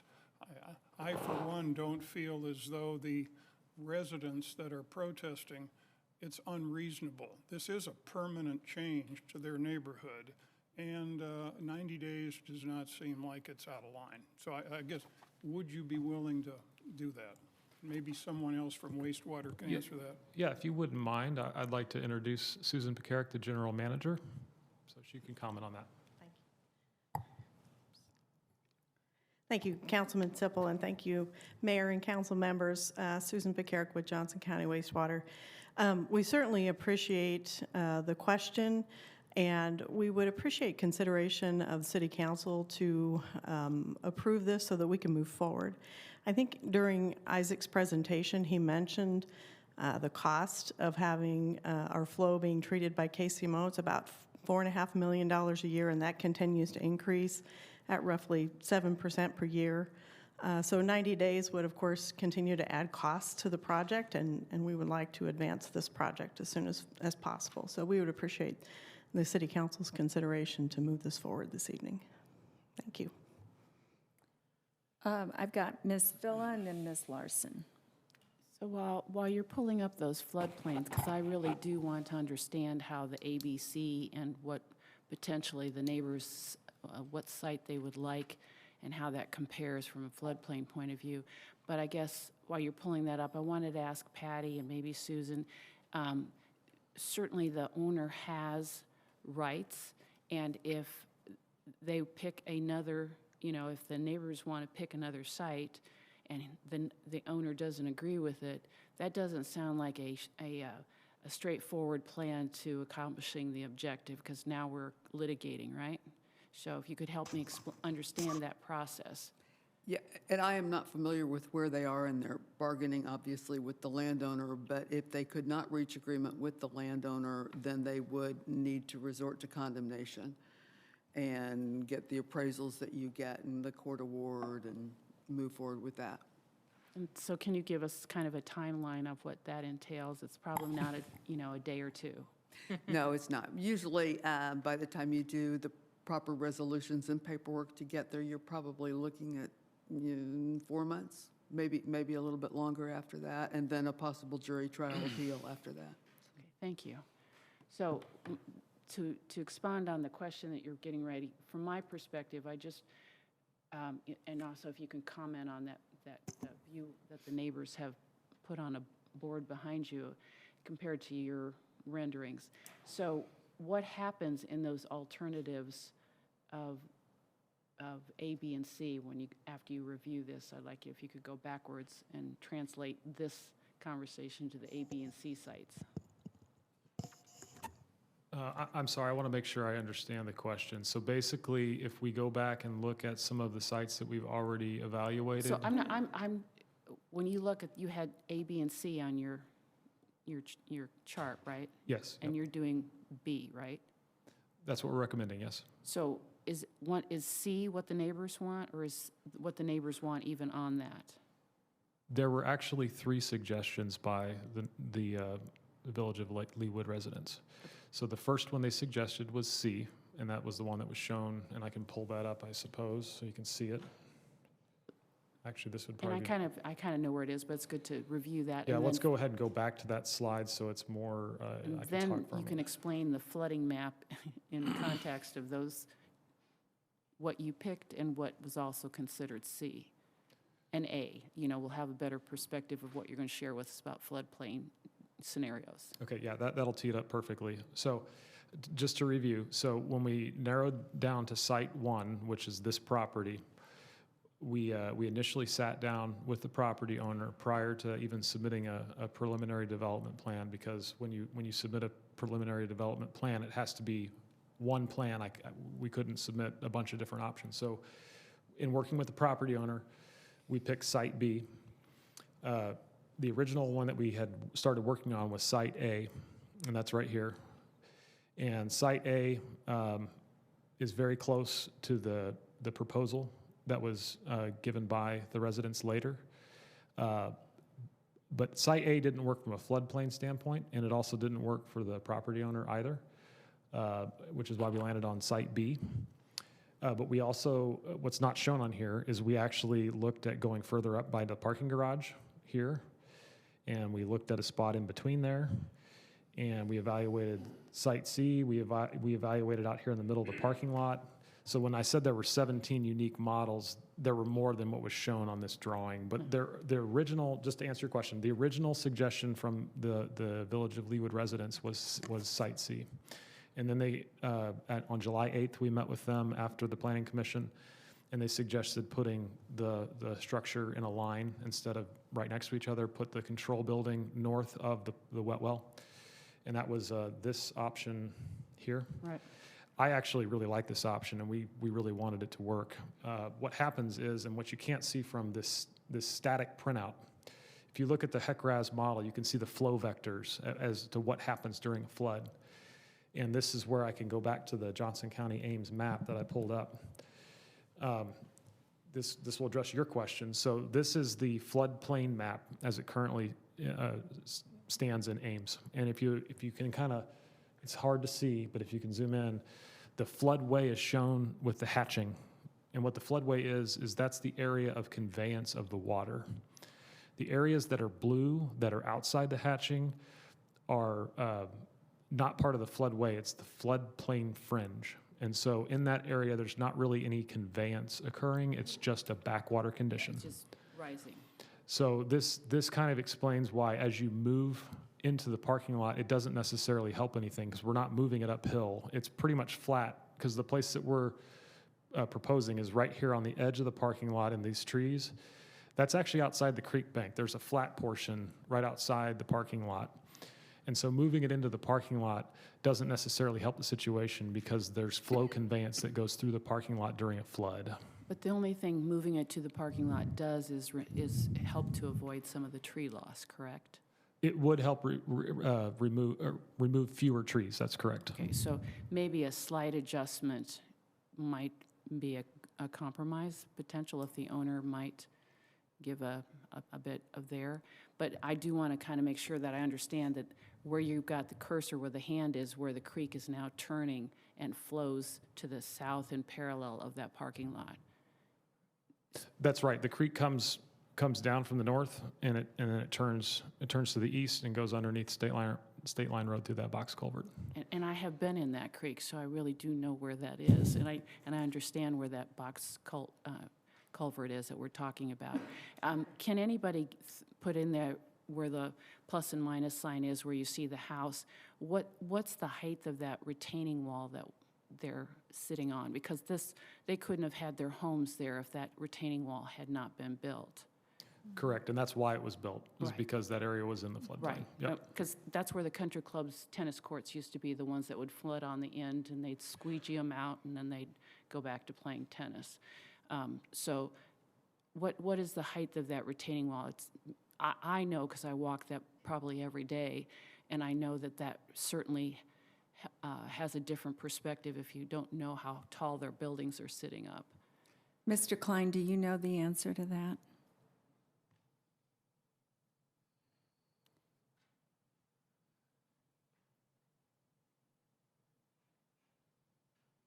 Just looking at the topos and trying to remember back to that time, I want to say it's 12 feet in one of the areas. It does kind of get less and less as you move to the south and to where you actually don't have a retaining wall on that third lobe as it is on the south side, so. But the middle one is the But tallest. I believe the middle one is the tallest. So that'd be 12 feet off. And yeah, I think it's around 12 feet. Okay, thank you. Thank you, Mr. Klein. Were you finished, Ms. Fuller? Right, I just. Are you finished? The question about compromising to moving that site B into the parking lot to not have to touch some of the vegetation would be, how much do you think you'd have to move that? That's something that we would have to investigate, but as we move it further, our models has shown, I mean, we have not found any other place than this one place that has no flood rise. So explain flood rise for me. So essentially, an obstruction in the floodway impedes flow. Has to go somewhere else. Yeah, it has to go somewhere else. So it essentially upstream of that, the floodplain would rise based on the modeling that we can do. And I think one of the residents said that it's a very nuanced system, and it is to run a model. There's a lot of assumptions that go into it that I'm not necessarily an expert at, but our consultant HDR. They have a lot of certified floodplain managers that worked on this and actually ran the model and QC'd it. So I feel confident in their results, but I don't exactly know what will happen with the floodplain when you shift it a few feet one way or the other. Okay, I would like to ask if you might do that, and would it be possible to have our David Lay come in and give us any thoughts he might have? Would he want to? Would he have some thoughts? Sure, we have a couple of other council members, but we will bring Mr. Lay in just a moment. Because I think that from where we're talking, a compromise to move back to A, if maybe the more likely compromise is to move B a little further east. But you ran the studies, and maybe that doesn't help much. To be clear, we did not actually model the exact configuration that they proposed, and that was because the property owner replied to the note by saying that wasn't acceptable to him. It is close to A, but it is not identical to A, so we haven't modeled that exact scenario. I just wanted to point that out. Okay. Thank you. Well, and since Mr. Lay just came in, Ms. Larson and Mr. Rawlings, would you mind if Mr. Lay, and then I'll have Mr. Osmond. Mr. Lay, did you hear the question from Ms. Filla? If she could repeat it, that would be great. Okay. Well, I was just, as you've been listening to this conversation, since you've worked down that area just a day or two, and you're a little perhaps more intimately involved with the realities of that creek, if you had any thoughts that you might want to share in terms of saving trees, which site, what we've observed as a city over many years. Right. We did meet with Johnson County Wastewater, it's probably about 6 months ago or so, to talk about this site. And they did provide us, I believe it was 2 or 3 different options. And so one of them was in the kind of that southwest corner, as they talked about. One was a little bit further north. And they didn't provide us the flood model, but we were reviewing the flooding with them, or at least the impacts. And the site that they chose at that time did have the least amount of impact. So as far as trying to move it around, it would really be, if you wanted that to happen, we would need to get their flood model and send it off to a consultant to review, just to do our own quality control on that. Do you think that would be warranted? I don't know what the answer is going to be. It sounds like they've looked at it repeatedly. HDR did all the work down by the treatment plant. We had that checked by Olson and Associates, and they didn't have any comments on it, so they did a very thorough job. So we're confident in their work. Okay, that's good enough for me then. Thank you. Thank you, Mr. Lay. Ms. Larson, Mr. Rawlings, and Mr. Osmond. Okay. Thank you, Mayor. Question, and I believe I read this in the Planning Commission transcript, that when the over $300 million project was under consideration for approval, Johnson County Wastewater knew of the need for these 3 pump stations at that time. Is that correct? As far as I know, I'm not sure if anyone else has another comment that came with me, but I think that that's always been part of the plan, because we have an integrated plan where the projects that we do are all interrelated. So that's why we actually have enough capacity at Tomahawk Creek. Right now, the rated capacity is 19 MGD, and I think we're getting around 14.5 to 15 MGD. So there's that extra capacity that's reserved for the flow from Leawood. So the reason why I ask that is that project was approved years ago, and it's been under construction for years, and now it's beautiful, it's complete. But there has been the knowledge existing in Johnson County Wastewater that these 3 pump stations were needed. And so the argument that delay will cost taxpayers money, we all want to save taxpayers money. That's critical. But I also think that individual taxpayers, such as these residents, should not be adversely affected for the greater good for all of us. I think that their request for a slight delay in these proceedings for, I think they asked for 60 days. That seems reasonable to me, given the scope of the project, the initial project, the scope of this project, the savings that are anticipated, and a 6 to 7 year payback for the initial $31 million expense. It doesn't seem like a couple of months are really going to impact that greatly.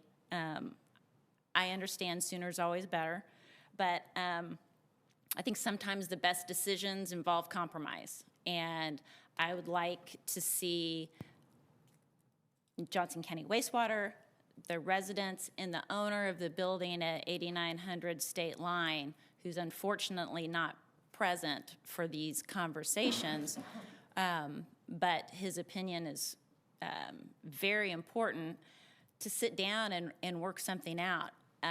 It seems I'm a little lost. I have a legal background. I don't have a floodplain engineering background. So the maps and I'm following the best I can. But I would like to see those entities put their heads together and find a way that is a good solution for all. And I don't think the delay is out of line. I tell you, one of the things that is driving me to take this position is I went to this location today. I saw the beautiful green foliage. I walked on the trail. I saw the homes.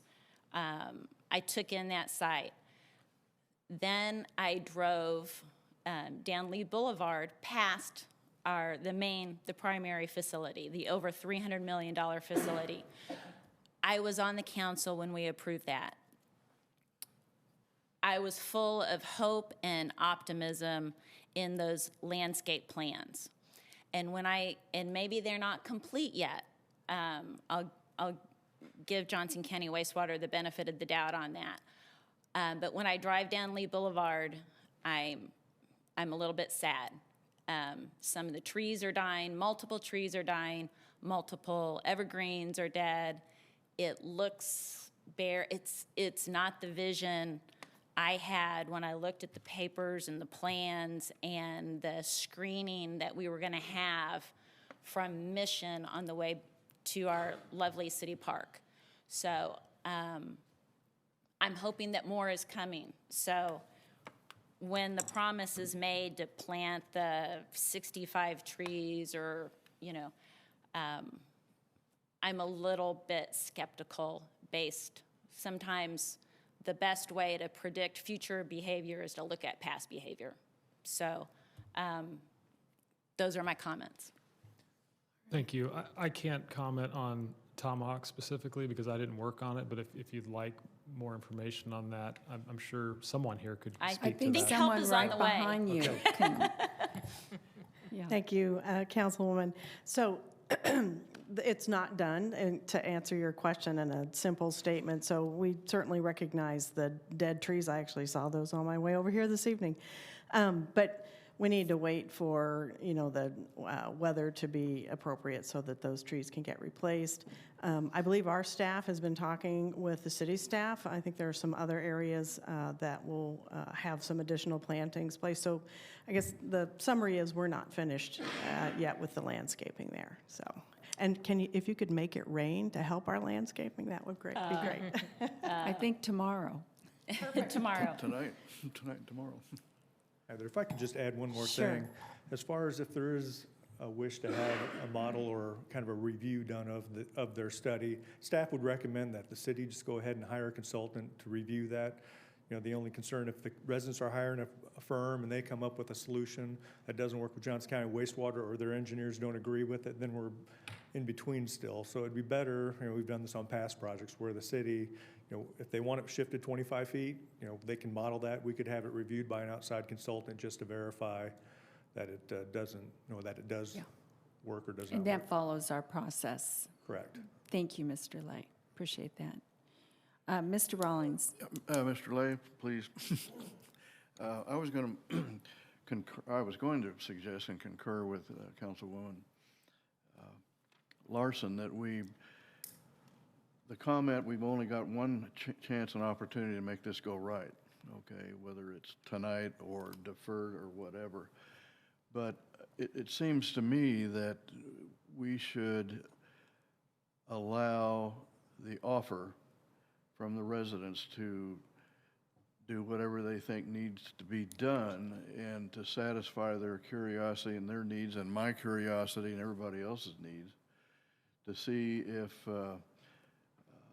there are alternatives. And if they're not, or if you don't agree and Johnson County doesn't agree, then as far as I'm concerned, you know, we should move forward with the plan of using the floodplain statistics and analysis that our professional engineers, if you want to hire somebody, which I think is a good idea, and also Johnson County. And the question is, in my mind, if their engineers come up with something different, are we at a standstill? And to Patty Bennett's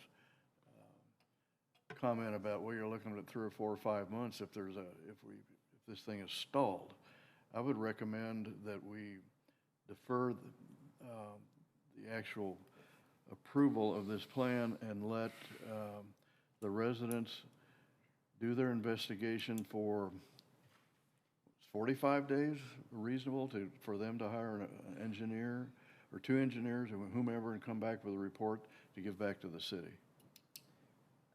It could take longer than that. They're going to have to get with an engineer. They're going to have to go out, probably recreate the model for this area. And I just, you know, in my opinion, it's just best to have that as the city doing the review. Yes. Okay. So That's what we've done in the past. I understand that. But Yeah. I'm just thinking. But I just think, listening. A little bit I more think their background. input. Yeah, just a little more background, though. The firm we would hire is actually modeling this watershed for the county. So the county's looking at updating the FEMA maps, and so that's the engineer we would actually reach out to help us review what HDR has completed for the county. Who is that firm? Olson. Olson, okay.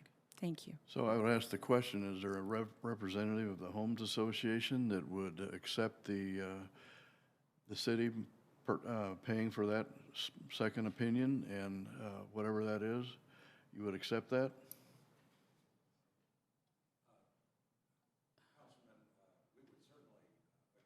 I'm sorry, Mr. Fishman, you won't be on the record if you don't talk into the microphone.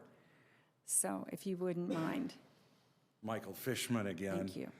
Commissioner Rawlings, we would certainly agree to abide by the report issued by the city's consultant. If the city wants to hire a consultant to do what we were going to pay to do, because that's the city's process, that would be appreciated. I don't know that it could be done within 45 days. I was just suggesting that to move forward. You know, I'm not Yes. too concerned about the 60 days or the 90 days. I mean, we got to get it right this time. Right. And so if you're agreeable to that, whatever it takes, I mean, for our Public Works Director to come back with an analysis. Whatever it takes, we just want to make sure that we are getting a fair response to all the alternatives that may exist. Thank you very much. Thank you, sir. Thank you, Mr. Fishman. Mr. Osmond? Thank you, and Madam Ms. Mayor. Harrison. Can we get the Ames map put up again with the floodplain? Perfect. Thank you so much. I actually have a question for Mr. Klein. Sorry to, I know you're not on schedule right now, but, so I've got a question on this map here. This is a floodplain, floodway on 8900. I represent a retailer called Leawood Pizza Company. They're looking specifically in Leawood for a site to put a location. If I wanted to put Leawood Pizza Company on this site, in this parking lot for a 4,000 square foot building, would I be able to do so? If it was in the floodway, I don't believe so. And actually, Public Works is the one that deals with the floodplain. But Okay. if it's in the floodway, you wouldn't be able to. If it's in the So floodplain, it'd have to be 2 feet up. I would not be able to advise my client to go into that area because of the floodway. Okay. Yes. Now, what would happen if Leawood Pizza Company wants to go in there after the fact that this wastewater station is put back in the back area? Would that then also create concern for additional flooding? Would we model that? I believe they model it. Actually, Dave might have that. Well, there are a couple codes that would restrict a building being constructed within the floodway, floodplain.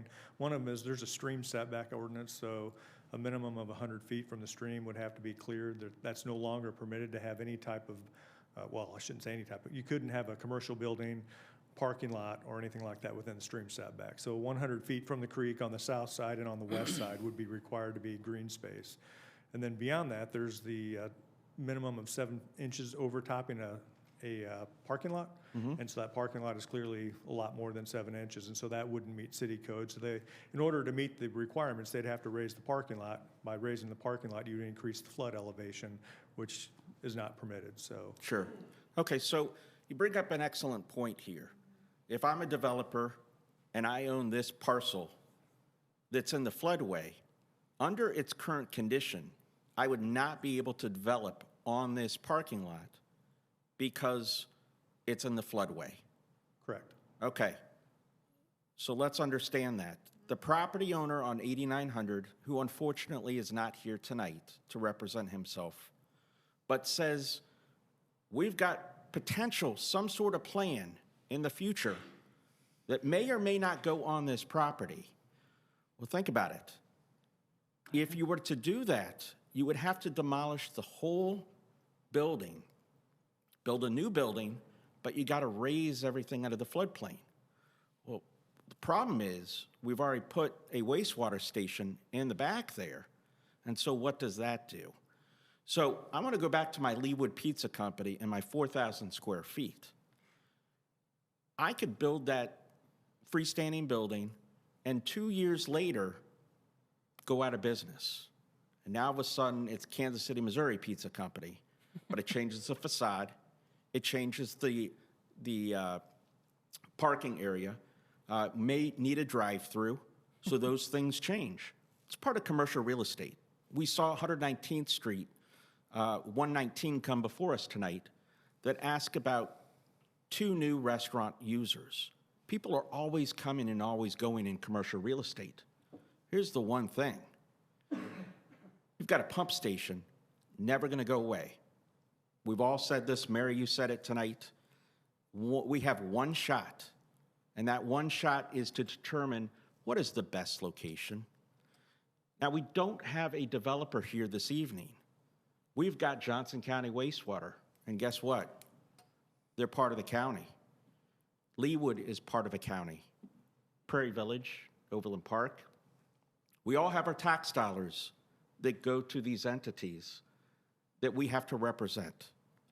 And so what I'm saying tonight is that when you have an entity such as Johnson County Wastewater, they're going to take the, pardon my pun, path of least resistance. So they're going to go before the property owner on 8900 and say, what do you want to do?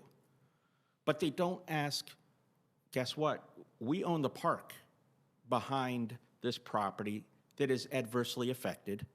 The residents own their homes that are adversely affected. And in a simple Google, I said, again, I hate to bring up, checking things on the fly, but when you look at trees and how far or how tall they grow, to grow 20 feet is a minimum of 10 years. So if you're walking the park, Deb Villa, every day, and you're going to see that building, the homeowners are going to see that building for the next 10, 15 years until the trees grow in as mature as possible.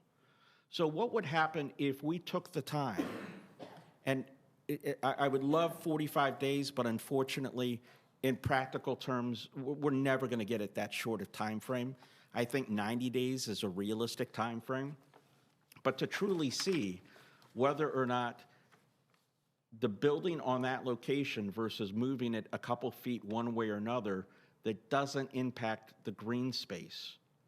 I don't think the residents are saying they didn't want it at first, but now they relegate the fact to, yes, we have to have it somewhere,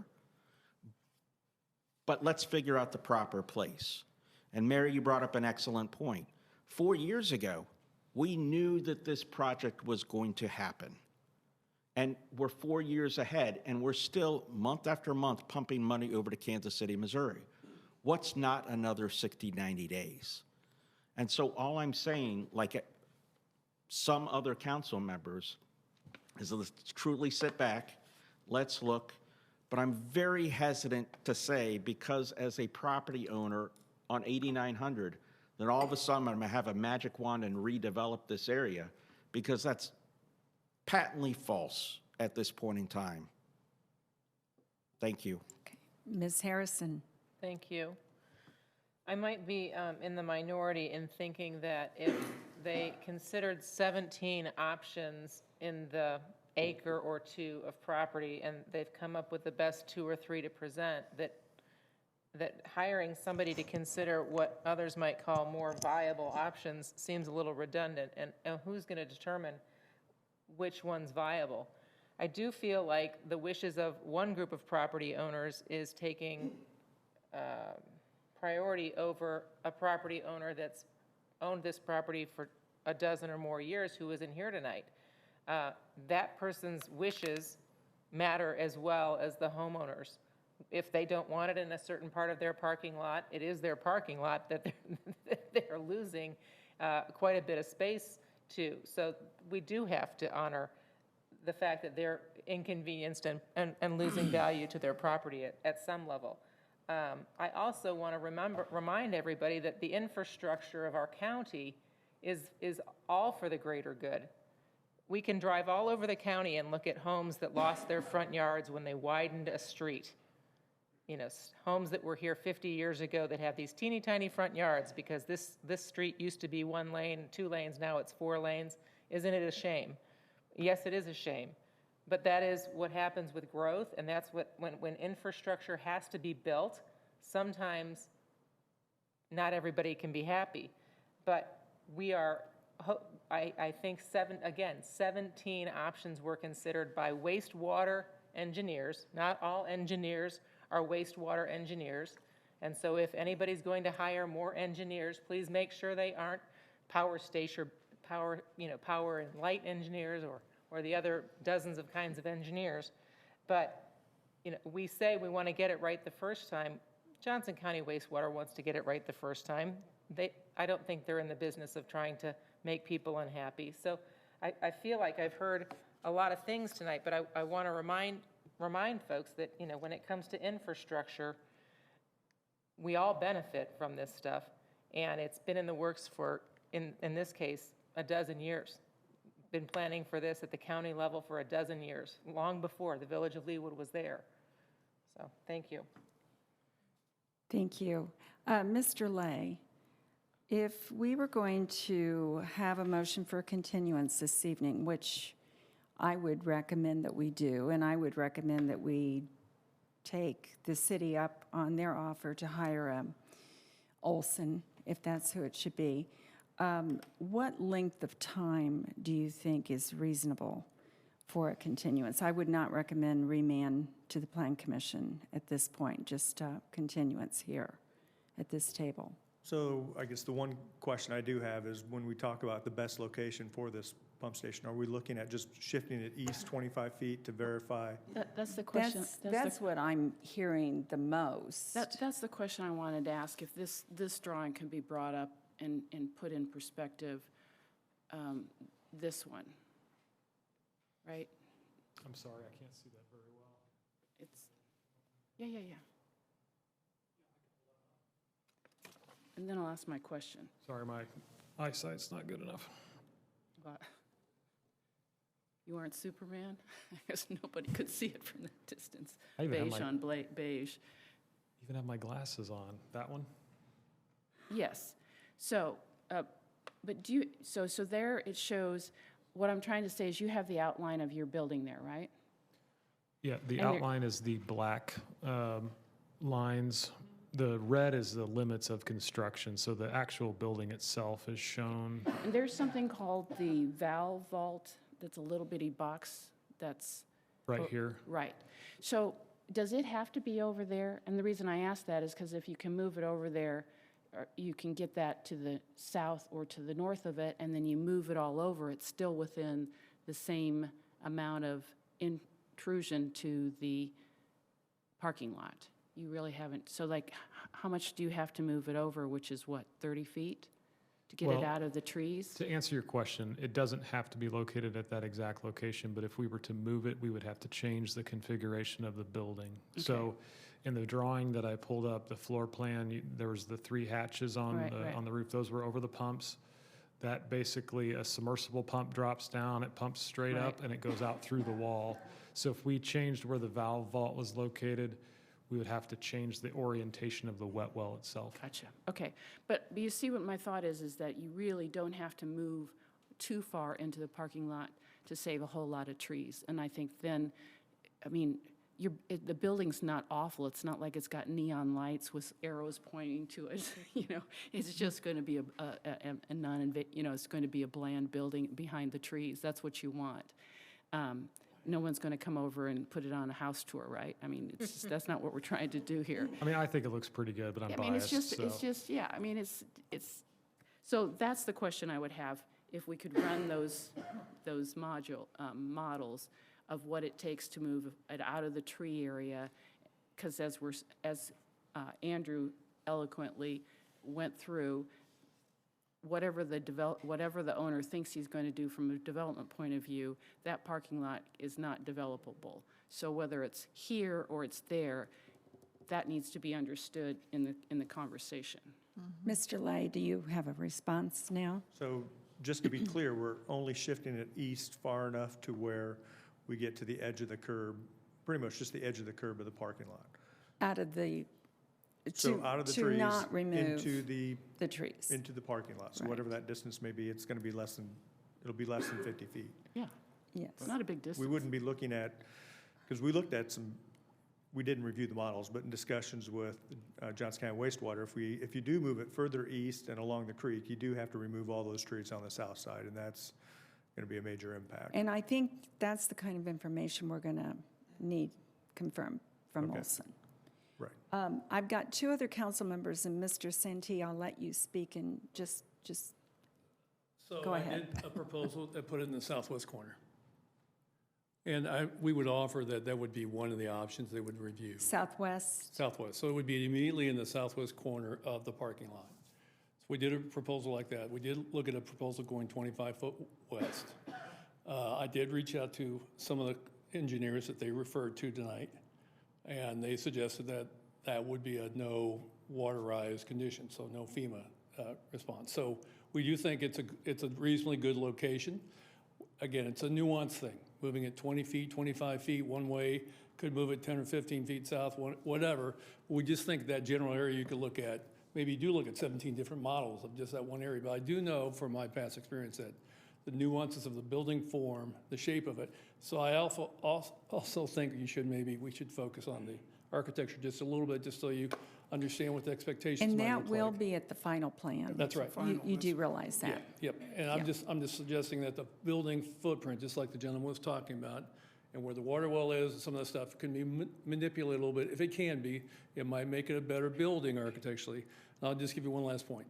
If we put a bunch of trees around it, it's still a wastewater plant. I mean, the trees are going to indicate that we made a significant change to the natural environment. So my first position is that if I can move it in the parking lot, I can leave the existing trees alone. Look, I would suggest that we maybe put a few trees in the park, but you wouldn't necessarily need to screen it because the natural environment's going to screen it. Right. Okay, thank you. Mr. Azeltine and Mr. Sippel. Thank you, Mayor. I would, every time we have another government come before us, I'm always sure to thank you for coming before us and submitting to our process. And I think that's very important for the citizens to understand, is they don't have to do that. And they actually submitted a letter, basically having us acknowledge that. But we're lucky to live in Johnson County, where all of the different governmental entities cooperate in this manner. So we have seen,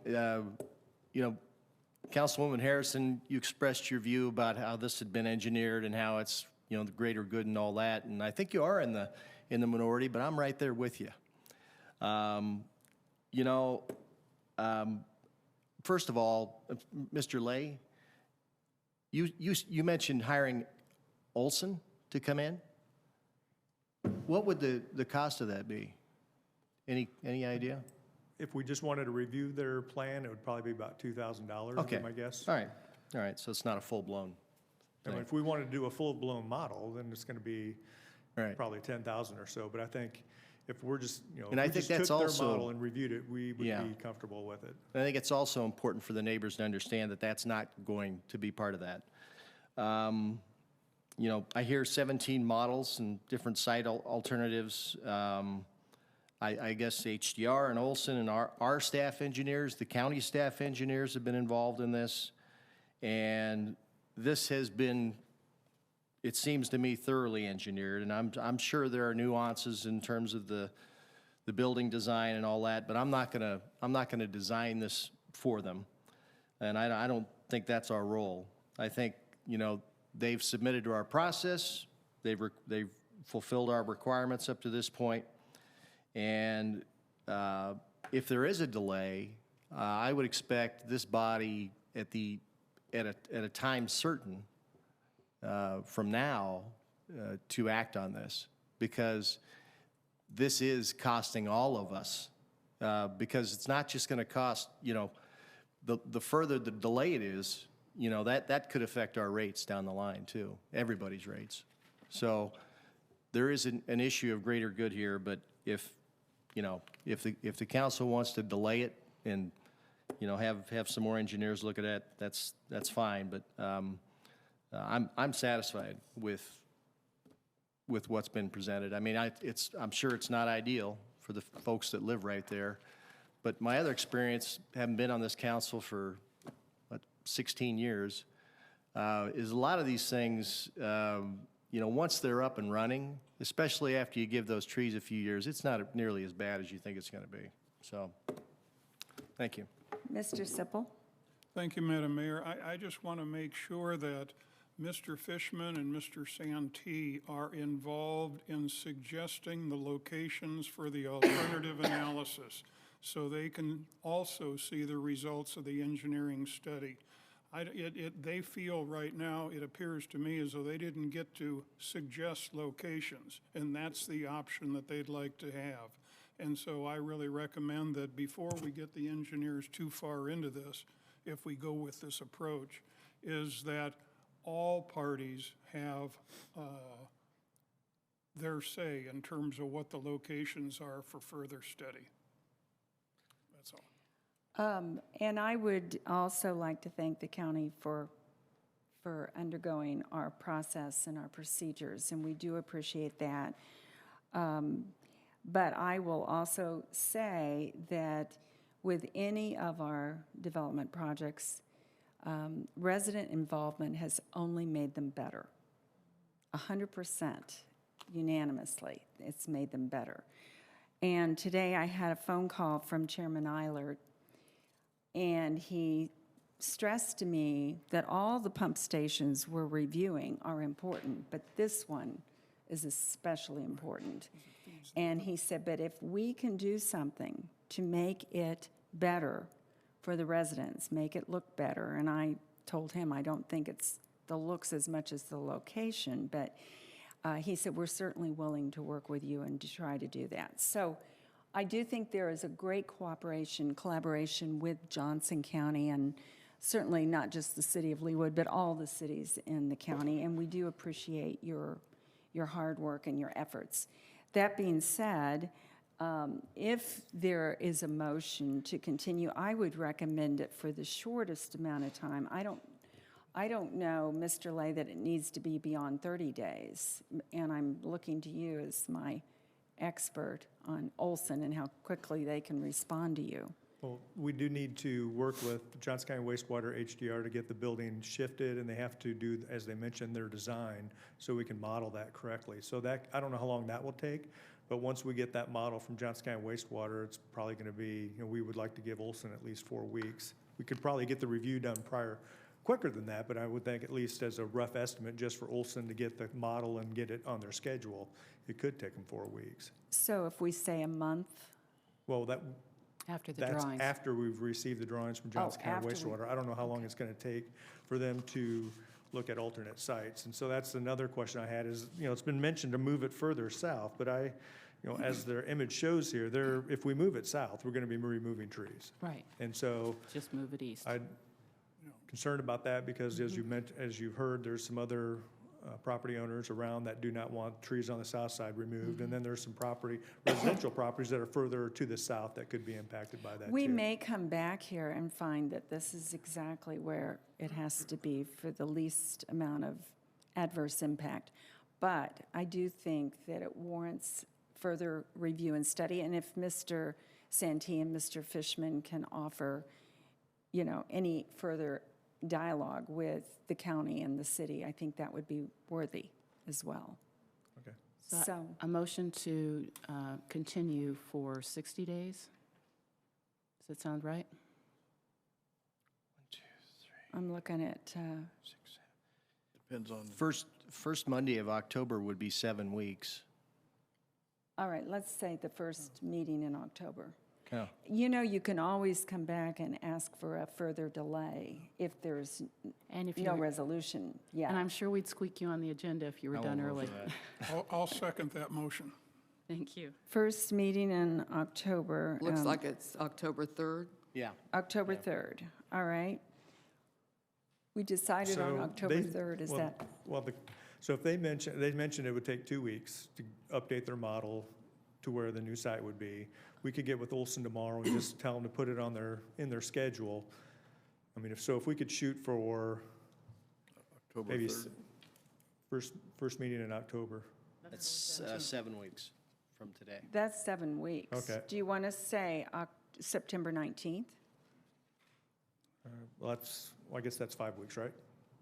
That's, 1, 2, 3, 4. Yeah, 'cause September there's an 19th, extra, that's only So there's an week. extra week. So we could, because if we get to that point and we're not ready, we can just continue it. You can tell us that you're So- not ready, Yeah, but it's if we 5 might weeks. want to make a date certain, shall we say September 19th? Yes.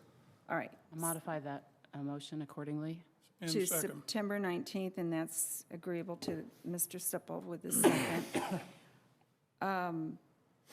Thank you for that. Any additional comments, questions?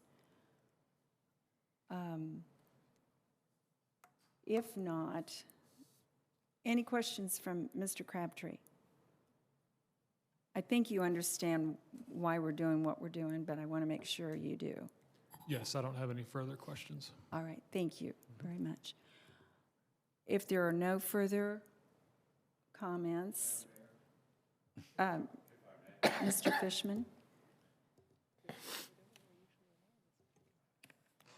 I understand the motion, but in my opinion, I don't think, I personally am not a wastewater engineer or a flood water engineer. If this, if what Olson is going to do is limited to where I think the building ought to be, then it would be very limited and probably not very valid. My suggestion is that it not be limited to what I or Earl Santee think, but where the engineer thinks it would be a most appropriate site to put it that would be floodplain neutral, and also to be, to save as many trees as possible. So. Exactly. Yes, we can't decide exactly, we like to have input in what sites are being considered, but if the engineers in their professional wisdom think that there is a better location than we've thought of, we shouldn't be limited to not being able to investigate that site. Okay. Thank you. Thank you. All right, if you're ready for the question, all in favor, please signify by saying aye. Aye. Opposed, nay. All right, it is approved unanimously. Thank you. And we do have the other two on the agenda, and I'm assuming